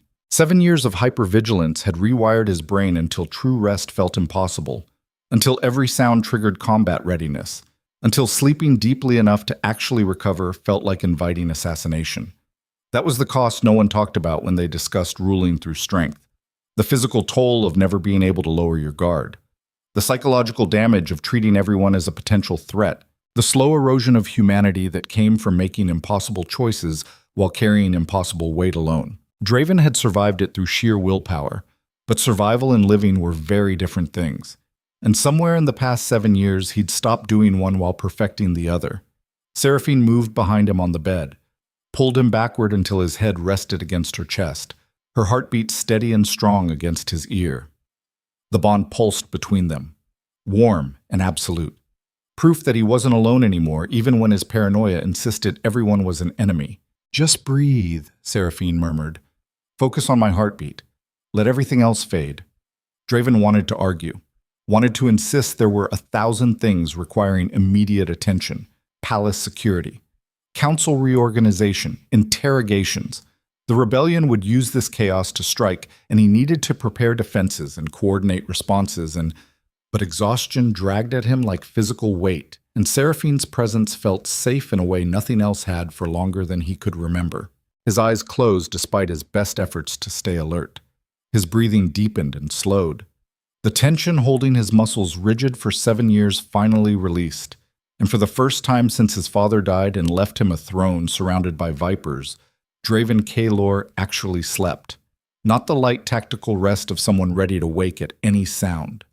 Real sleep, deep and dreamless and completely unguarded. The kind of rest that required trusting someone else to watch for danger. Seraphine stayed awake through the night, keeping vigil over the man who had just placed his life in her hands more completely than any crown or bond could enforce. She watched his face smooth out as sleep pulled him deeper, watched the lines of tension fade from around his eyes, watched him look almost peaceful for the first time since she'd met him bleeding in a forest clearing. This was the man beneath the legend, not the Iron Wolf who ruled through fear, just someone who had carried too much weight for too long and finally found a place to set it down for a few hours. Outside the chambers, the palace slowly secured itself under Aldrich and Kira's command. Traitors were arrested. Loyalists were identified. The machinery of empire ground forward with brutal efficiency, even while its king finally rested. But in the darkness before dawn, a soft knock interrupted Seraphine's vigil. Helena appeared at the door. Her expression carried the kind of urgency that preceded catastrophe. "My lady," she whispered, "you need to see this." Seraphine carefully extracted herself from Draven without waking him and followed Helena into the corridor. "What is it?" she asked.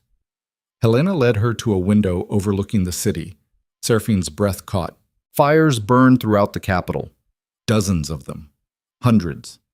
Small orange points of light spreading across the darkness like a disease. The rebellion wasn't waiting for Draven to recover from the council chamber battle. They were attacking now. While the king slept.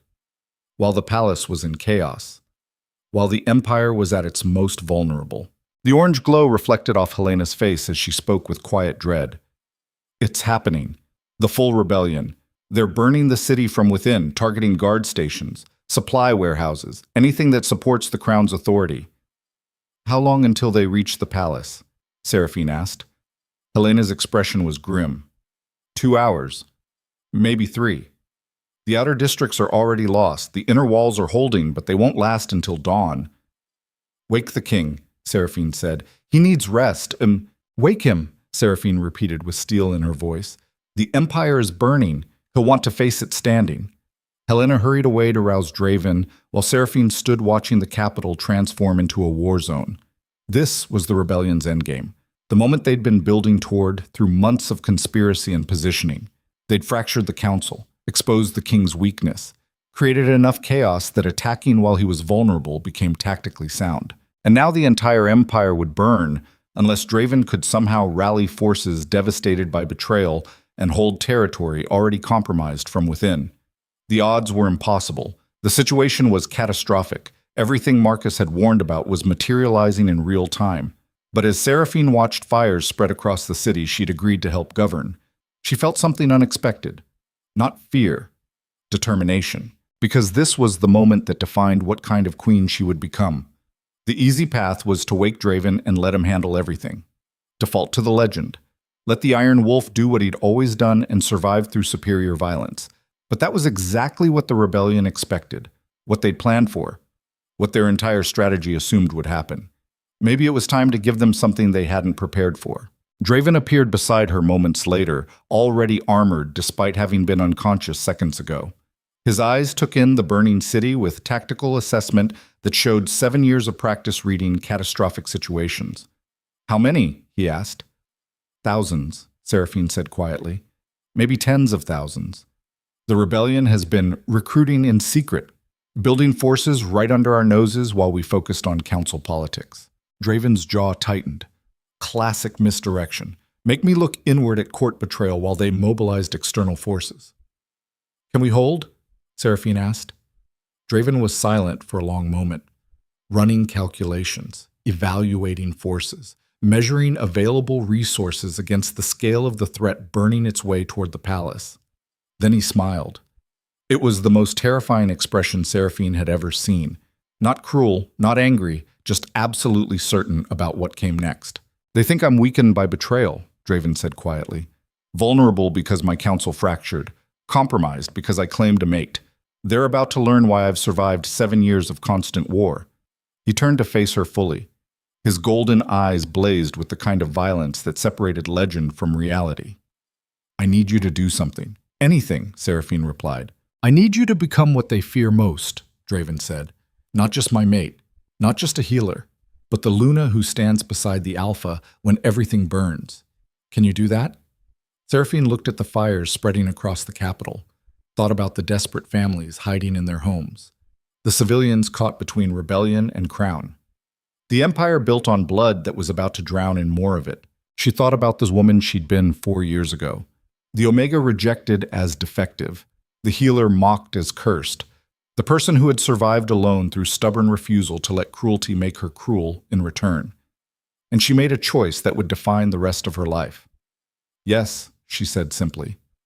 "I can do that." Draven nodded once. "Then we face this together." He raised his voice to carry through the corridors.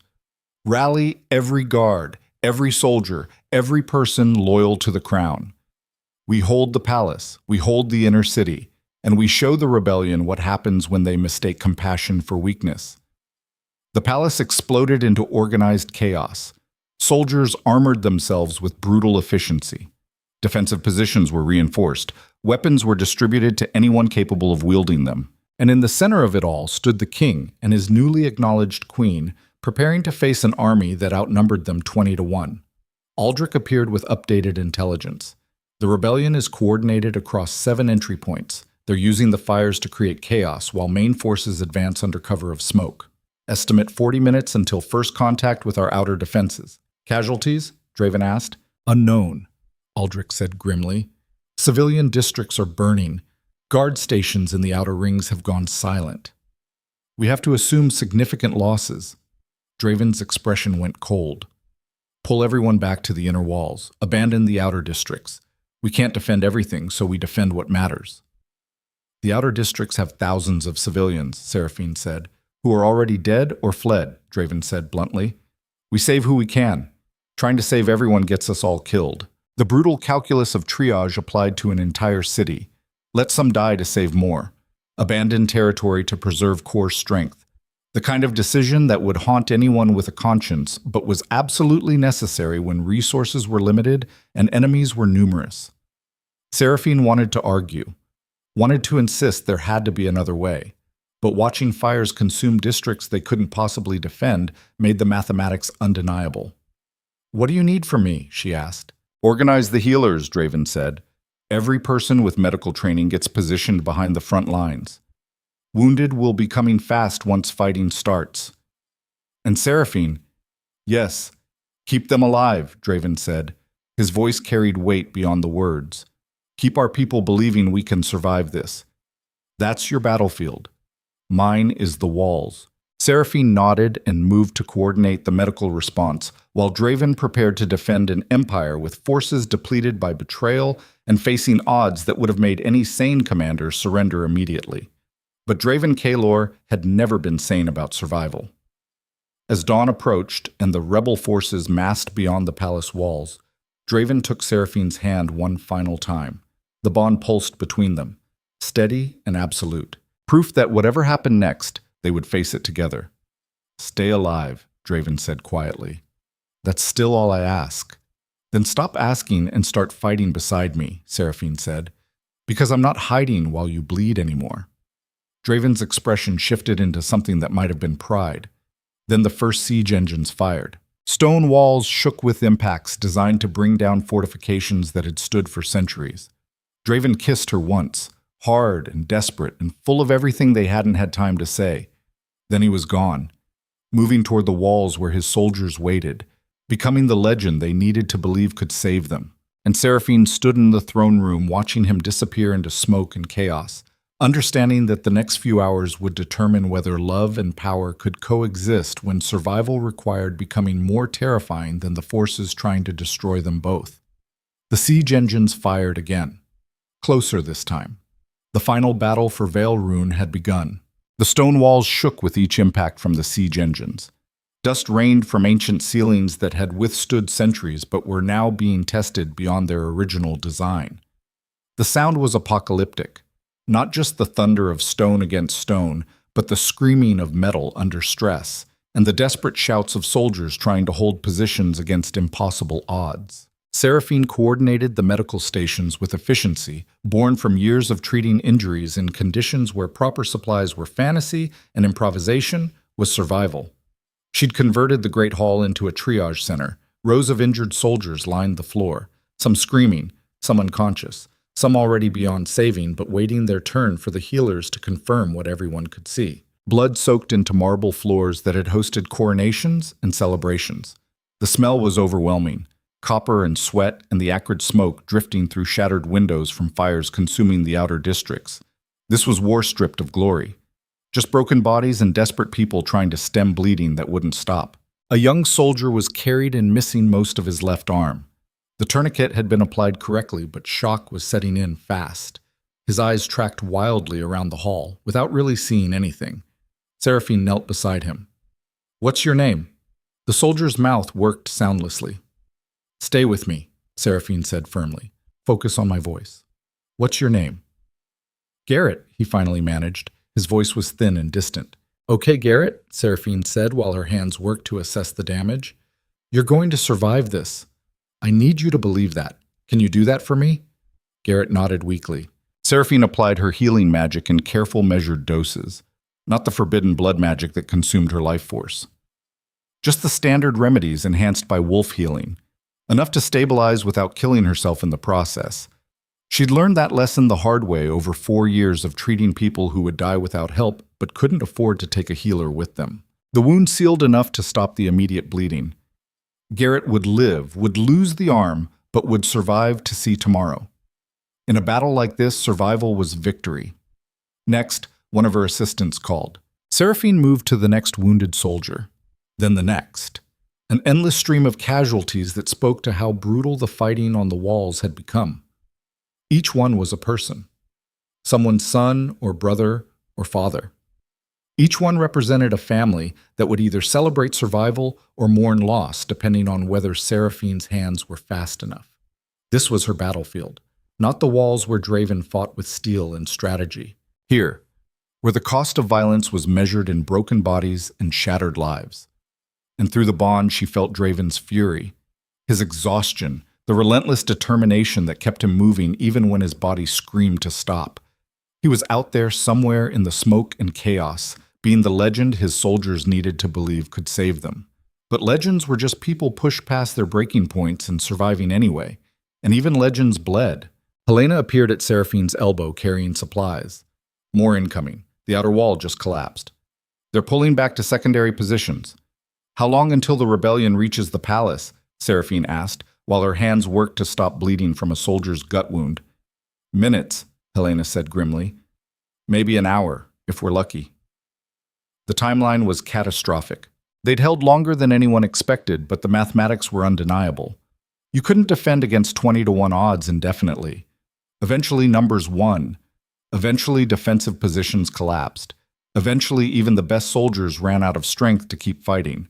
The rebellion had known this, had counted on it, had thrown enough bodies at the walls that victory became inevitable even if costly. That was the brutal calculus of revolutionary warfare. The side with less to lose could afford casualties that would devastate professional armies, could throw lives away because the alternative was continued oppression, could accept terrible losses because winning mattered more than surviving. And Draven's forces, devastated by council betrayal and fighting on depleted resources, couldn't match that mathematics. A massive explosion shook the entire palace. Seraphine stumbled and caught herself against a table. Around her, injured soldiers cried out in fresh pain. Support beams groaned with stress. Chunks of ceiling crashed down in clouds of dust. "What was that?" someone shouted. "The inner wall," another voice answered.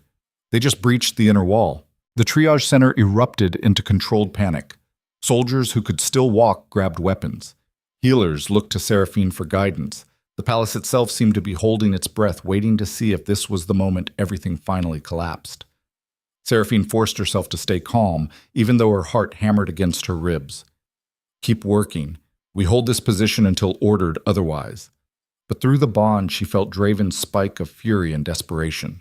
The inner wall was the last major defensive position. Losing it meant the rebellion would flood into the palace itself. Would transform this from siege warfare to room-to-room combat, where every corridor became a kill zone and every doorway hid potential ambush. The kind of fighting that consumed everything in its path. Draven appeared in the doorway moments later, looking like he'd walked through hell, and decided it wasn't sufficiently challenging. Blood covered him head to toe. His armor was dented and scored with blade marks. His face carried the kind of exhaustion that went beyond physical and became spiritual. But his eyes still blazed with the determination that had kept him alive through 7 years of constant threats. He crossed the hall in long strides that scattered people from his path. Seraphine met him halfway. For a moment, they just stared at each other. Two people who had survived impossible odds separately and were now facing the moment that might finally break them both. "The inner wall is gone," Draven said. His voice was rough from shouting commands over the sounds of battle. "We're pulling back to the palace itself. This is the final stand." "How many do we have left?" Seraphine asked. "Maybe 300 combat effective," Draven said, "against thousands. The mathematics speak for themselves." Seraphine heard what he wasn't saying. They were going to lose, not might, not possibly. We're going to lose. The only question was how many they could take down before the end came. But looking at Draven's face, She saw something else beneath the tactical acceptance of defeat. He was preparing to die, had already made peace with it, was ready to go down fighting because that was the only ending a king like him could accept. And that reality hit Seraphine with devastating force. She'd survived 4 years alone through determination, had been marked and claimed and thrust into a world of power and violence she never wanted, had spent months resenting the bond and the man who forced it on her. But standing in a hall full of wounded soldiers while the Empire burned around them, Seraphine realized something fundamental. She loved him, not the legend, not the Iron Wolf who ruled through fear, just the man who had carried impossible weight for 7 years and still found enough humanity left to cross 300 miles to defend her, who had trusted her with power when every instinct said trust was suicide, who had tried so desperately to protect her that he'd nearly destroyed himself in the process. And she would be damned if she let him die here after everything they'd survived. "There has to be another way," she said. Draven's expression softened fractionally. "There isn't. We've run every scenario. Best case, we hold them in the palace corridors for a few hours, buy time for some civilians to escape, make the rebellion pay dearly enough that their victory tastes like defeat." "That's not good enough," Seraphine insisted. "It's all we have," Draven said. He reached out and cupped her face with hands still covered in blood and soot. "I'm sorry. I brought you into this, marked you, claimed you, gave you a crown that's about to be ripped away by force. You deserved better." "I chose this," Seraphine said, her voice cracked despite her best efforts. "I chose to stay. I chose to stand beside you. I chose to become queen. Those were my decisions." "Made under duress," Draven said. "You never had real choice, just options ranging from terrible to catastrophic." "Maybe," Seraphine admitted, "but I'm choosing now. And I choose to find a way to survive this that doesn't require you dying to buy me time to escape." "There is no escape," Draven said. "The rebellion has surrounded the entire palace. Anyone who runs gets cut down. Staying means fighting. Fighting means dying. Those are the only options left." Seraphine's mind raced through possibilities. Surrender was suicide. The rebellion would execute Draven publicly, and probably her as well. Negotiation was impossible when one side wanted total victory. Fighting to the last man just delayed the inevitable. But there was one option no one had considered. One person who might actually have influence with the rebellion if he was willing to use it. Marcus Thorne. He orchestrated this, Seraphine said. Positioned the pieces. Fed information. Created the conditions for this exact scenario, which means the rebellion trusts him. "He's in a cell," Draven said, "under guard, probably enjoying watching everything burn." "Or horrified watching it go too far," Seraphine countered. "Marcus said he wanted to save the Empire, that you'd become too brutal, but the rebellion was about preserving Vale Rune. This," she gestured toward the sounds of battle and burning. "This isn't preservation, this is destruction, burning the capital, killing thousands of civilians, reducing the Empire to rubble. That's not reform. That's apocalypse." Draven studied her face. "You think Marcus didn't expect this?" "I think Marcus expected a clean transition of power," Seraphine said. "A coup that removed you and installed new leadership, not wholesale slaughter that leaves the Empire broken beyond repair." "That's a lot of faith in a traitor," Draven said. "Maybe," Seraphine admitted, "but we're out of options. Let me talk to him. Let me see if he's willing to broker a ceasefire before everyone dies." Draven was silent for a long moment, running calculations, evaluating odds, measuring the risk of giving Marcus any platform against the certainty of dying in the next few hours. Finally, he nodded. "You have 10 minutes. If you can't produce results, we go back to Plan A and die expensively." Seraphine kissed him, hard and desperate and full of everything they hadn't had time to say properly. Then she ran toward the high-security cells while Draven returned to organizing the final defense. Marcus Thorne sat in his cell looking far less satisfied than Seraphine expected. His expression carried the weight of someone who had achieved exactly what he wanted and discovered the cost was higher than anticipated. The sounds of siege warfare filtered through stone walls, distant screams, explosions, the persistent thunder of structures collapsing. Marcus looked up as Seraphine approached. "Come to watch me gloat." "You're not gloating," Seraphine observed. You look like someone who just realized they made a terrible mistake. Marcus's jaw tightened. This wasn't supposed to happen. The plan was surgical. Remove Draven, install new leadership, minimal casualties. The rebellion promised restraint. The rebellion lied, Seraphine said bluntly. Or you were naive enough to believe revolutionaries care about restraint once they smell victory. Either way, the capital is burning, thousands are dead, and the empire you claim to want to save is being destroyed by the forces you enabled. What do you want from me? Marcus asked tiredly. Help us stop this, Seraphine said. You have influence with the rebellion leadership. They trust you. Broker a ceasefire. Negotiate terms that prevent total collapse. Why would I do that? Marcus said. Draven is finished. The crown is lost. Everything I work toward is succeeding. Is it? Seraphine challenged. Look out that window. That's not political reform. That's chaos. The kind of power vacuum that takes decades to resolve. Provincial warlords will carve up territories. Trade will collapse. Famine will kill more people than this battle. You didn't save the empire. You condemned it to the same fate that destroyed a dozen kingdoms in the past century. The accusation landed with visible impact, because Marcus was many things, but he wasn't actually stupid. He understood exactly what happened when empires collapsed without stable succession, had studied the history, knew the mathematics of civilizational failure, and watching the capital burn, he was confronting the reality that his carefully planned coup had spiraled into exactly the catastrophe he'd been trying to prevent. Even if I wanted to help, Marcus said quietly, I'm locked in a cell. No communication with the outside. No way to reach rebellion leadership. Seraphine pulled keys from her pocket. Draven gave me authority to negotiate. That includes releasing you if necessary. Marcus stared at the keys like they were venomous. You're offering me freedom. I'm offering you a chance to actually save the empire instead of destroying it, Seraphine corrected. Help us broker a ceasefire. Negotiate terms that prevent total collapse. Prove your rhetoric about caring for Vale Rune was real instead of just convenient justification for treason. And if I refuse, then you sit in this cell watching the empire burn while Draven dies defending a throne you helped destroy, Seraphine said. And you get to live with knowing you had the chance to prevent catastrophe and chose comfort over principle. The manipulation was obvious, but effective, because Marcus's entire justification for betrayal rested on claiming moral high ground. Refusing to help now would prove he cared more about seeing Draven fall than actually protecting the empire. Marcus stood slowly. What terms are you offering? Draven steps down, Seraphine said. The council selects new leadership through established protocols. No executions. No purges. A peaceful transition that preserves imperial structure while addressing legitimate grievances about brutal governance. Draven will never agree to that, Marcus said. Draven already agreed, Seraphine lied smoothly. He knows we've lost. He's willing to abdicate if it prevents total destruction. The lie was enormous and dangerous, but also necessary, because Marcus would never help if he thought Draven might retain power. And Draven would understand why she lied when the alternative was everyone dying in the next hour.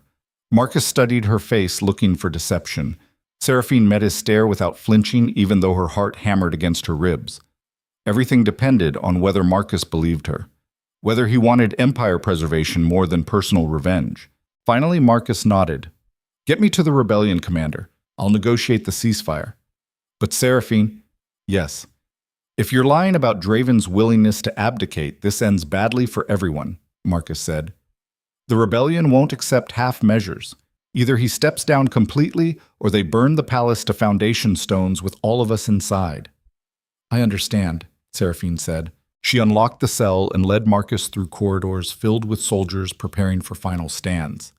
They reached the shattered inner wall where rebel forces had established forward positions. A woman in commander's regalia stood directing the assault. Her armor was pristine compared to Draven's blood-soaked appearance. The contrast spoke to different styles of leadership. She commanded from safety, while her soldiers did the dying. Draven led from the front where danger was highest. The commander's eyes narrowed as Marcus approached under flag of truce. Lord Thorn, I didn't expect to see you free. Lady Ashcroft, Marcus said, we need to talk. Immediately. They withdrew to a partially collapsed guard tower for privacy. Seraphine waited outside, feeling the bond pulse with Draven's confusion and rising anger as he realized what she was attempting. Through their connection, she sent everything she could manage. Trust me. Please. Just trust me. The conversation inside the tower was heated. Voices raised. Fists slammed on stone. The kind of argument that preceded either breakthrough or catastrophe. Finally, Marcus emerged looking grim. She'll accept ceasefire under one condition. Draven surrenders himself for public trial. No abdication in comfort. No quiet exile. He faces judgment for 7 years of brutal rule. That's execution with extra steps, Seraphine said. That's justice, Marcus corrected. And it's the only way Ashcroft stops the assault. You have 10 minutes to bring Draven here. Otherwise, the attack resumes. Seraphine ran back through the palace toward where Draven coordinated defenses. She found him on the upper battlements overlooking the carnage. 300 soldiers prepared for final stand, ready to die because their king asked them to. Draven turned as she approached. His expression shifted from tactical focus to immediate concern. What did you do? Brokered a ceasefire, Seraphine said. The rebellion will stop the assault. No more burning, no more deaths. The Empire survives. What's the cost? Draven asked. Because nothing comes free. You, Seraphine admitted. They want you to surrender for public trial. Draven's expression went absolutely blank. Public trial means public execution.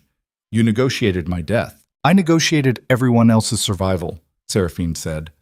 Her voice shook, but she forced the words out anyway. 300 soldiers get to live. The Empire doesn't collapse into chaos. Civilians stop dying in burning buildings. That's worth one life. Not yours to trade, Draven said coldly. I'm queen, Seraphine shot back. You gave me authority to negotiate. This is my decision. You lied to Marcus, Draven said. Told him I'd already agreed to abdicate. You manipulated both sides into a position where I either surrender or everyone dies knowing I chose pride over their lives. Yes, Seraphine said, because you would have chosen to die fighting, would have taken hundreds with you, would have made this battle legendary instead of accepting that some wars are lost before the first sword is drawn. The bond pulsed with Draven's fury, but underneath it, Seraphine felt something else. Exhaustion, relief. The desperate hope that maybe surviving didn't have to mean endless fighting. 7 years he'd carried impossible weight alone. 7 years of making brutal choices because no one else could. 7 years of being the monster the Empire needed instead of the man he wanted to be. And Seraphine was offering him an ending that didn't require dying with a sword in his hand. Was offering him the chance to finally set the weight down. To stop being the legend and just be a man facing consequences for decisions made in impossible circumstances. If I surrender, Draven said quietly, what happens to you? I claim the throne through mate right, Seraphine said. Rule as Luna until the council selects permanent leadership. Use the transition period to implement the reforms Marcus wanted. Prove the Empire can function without brutality. They'll execute you too, Draven said. The moment I'm dead, you lose protection. You become just another reminder of the old regime. Maybe, Seraphine admitted. Or maybe I prove useful enough they keep me alive. Either way, more people survive than if we fight to the last man. Draven turned to look at his soldiers. 300 warriors ready to die on his command. Good people who had served loyally through years of constant war, who deserved better than becoming corpses in a battle that couldn't be won. Then he looked at Seraphine, the woman who had dragged him through a blizzard and saved his life, who had survived 4 years alone and still chose compassion over hatred, who had become his queen and was now offering to shoulder the weight he'd carried solo for so long. And Draven Kaelor made his final decision as king. Tell Ashcroft I'll surrender, he said. Under one condition. What condition? You live, Draven said. His voice carried absolute command despite being stripped of actual power. You get full immunity, protection, resources to implement whatever changes you think necessary. My life for the Empire's future with you leading it. That's not non-negotiable, Draven interrupted. I don't surrender to become a cautionary tale. I surrender to give you the tools to build something better than what I created. That's the only trade I'll accept. Seraphine felt tears streaming down her face. You're asking me to watch you die. I'm asking you to live, Draven corrected gently. To take everything I couldn't be and make it real. To prove that ruling with compassion isn't weakness. That's worth dying for. He pulled her close and kissed her forehead. The gesture was tender in a way that seemed impossible from someone covered in blood and violence. I love you, he said. I should have said it sooner. Should have said it in the cabin. Should have said it in Norhollow. Should have said it every day since I marked you. But I was too damaged to recognize what that felt like. I'm saying it now. I love you, and I'm trusting you to build the empire I couldn't. I love you too, Seraphine whispered against his chest. Which is why I can't. You can, Draven said, because you're stronger than me. Strong enough to survive what breaks other people. Strong enough to rule without becoming what I became. That's why my wolf recognized you that night, not because you were weak, because you were the only person strong enough to carry what I couldn't. He released her and turned to his soldiers. Stand down. The war is over. Return to your families. The crown thanks you for your service. The soldiers stared in shock. Several started to protest. Draven silenced them with a look. That's an order, he said. The final order. Obey it. Slowly, reluctantly, the soldiers began to disperse. Some saluted, some openly wept. All understood they were witnessing the end of an era. Draven took Seraphine's hand, and together they walked toward where Lady Ashcroft waited with rebel forces. The transition was almost anticlimactic. Draven surrendered his weapons, submitted to being chained, allowed himself to be paraded before rebel soldiers as proof the Iron Wolf had finally fallen. And through it all, he maintained absolute dignity. Not the defiance of someone clinging to power, just the quiet acceptance of someone who had made peace with consequences. Ashcroft studied him with obvious suspicion. I expected more fight from the legendary Iron Wolf. I've been fighting for 7 years, Draven said. I'm tired. The Empire deserves better than what exhaustion produces. So I'm giving you what you wanted. New leadership, change, the chance to prove your governance is superior. Don't waste it. Your trial begins at dawn, Ashcroft said. I'll be ready, Draven replied. He met Seraphine's eyes one final time. The bond pulsed between them, warm and absolute even as physical distance grew. Build something worth remembering, he said. Then he was led away into darkness, and Seraphine stood watching the man she loved disappear while the Empire smoldered around them. Understanding that surviving sometimes required sacrifices that consumed the soul, that leadership meant making impossible choices, that love could mean letting go instead of holding tight. The trial lasted 3 days. Charges were presented, evidence displayed, witnesses testified about 7 years of brutal policies and violent enforcement. Draven didn't defend himself, didn't make excuses or claim necessity justified his actions, just sat in chains and accepted that history would judge him harshly. The verdict was predetermined: execution by beheading, public, designed to symbolize the end of tyranny. Seraphine spent those 3 days implementing emergency reforms, establishing new governance structures, proving to the Council and the rebellion that she could lead without Draven's shadow consuming everything. Some accepted her authority, others questioned it. But the Empire was too exhausted for immediate civil war, and Seraphine leveraged that exhaustion ruthlessly. She visited Marcus in his new quarters, still confined but treated as advisor rather than prisoner. You were right, she told him, about Draven becoming too brutal, about fear replacing governance, about the Empire needing change. Marcus looked up from documents he'd been reviewing. But burning the capital killed more people than his executions ever did, Seraphine said. And installing leadership through violence instead of consensus creates the same problems you accused him of perpetuating. What are you proposing? Marcus asked. Actual reform, Seraphine said. Council oversight with real power, provincial representation, policies that balance security with compassion. Everything you claim to want, help me build it. And Draven, Marcus asked quietly. Dies, Seraphine said. Her voice cracked. Because that's the price of transition. The old order has to end visibly before the new one can begin. I hate it, but I understand it. Marcus nodded slowly. I'll help. Not because I forgive him, but because you're right. We have to build something better, or none of this meant anything. The execution was scheduled for dawn on the 4th day. The entire capital gathered to witness the end of the Iron Wolf's reign. Some came hoping for spectacle. Others came to bear witness to history. Most came because not being present felt like missing something fundamental about the Empire's transformation. Seraphine stood in the place of honor as queen despite wanting to be anywhere else.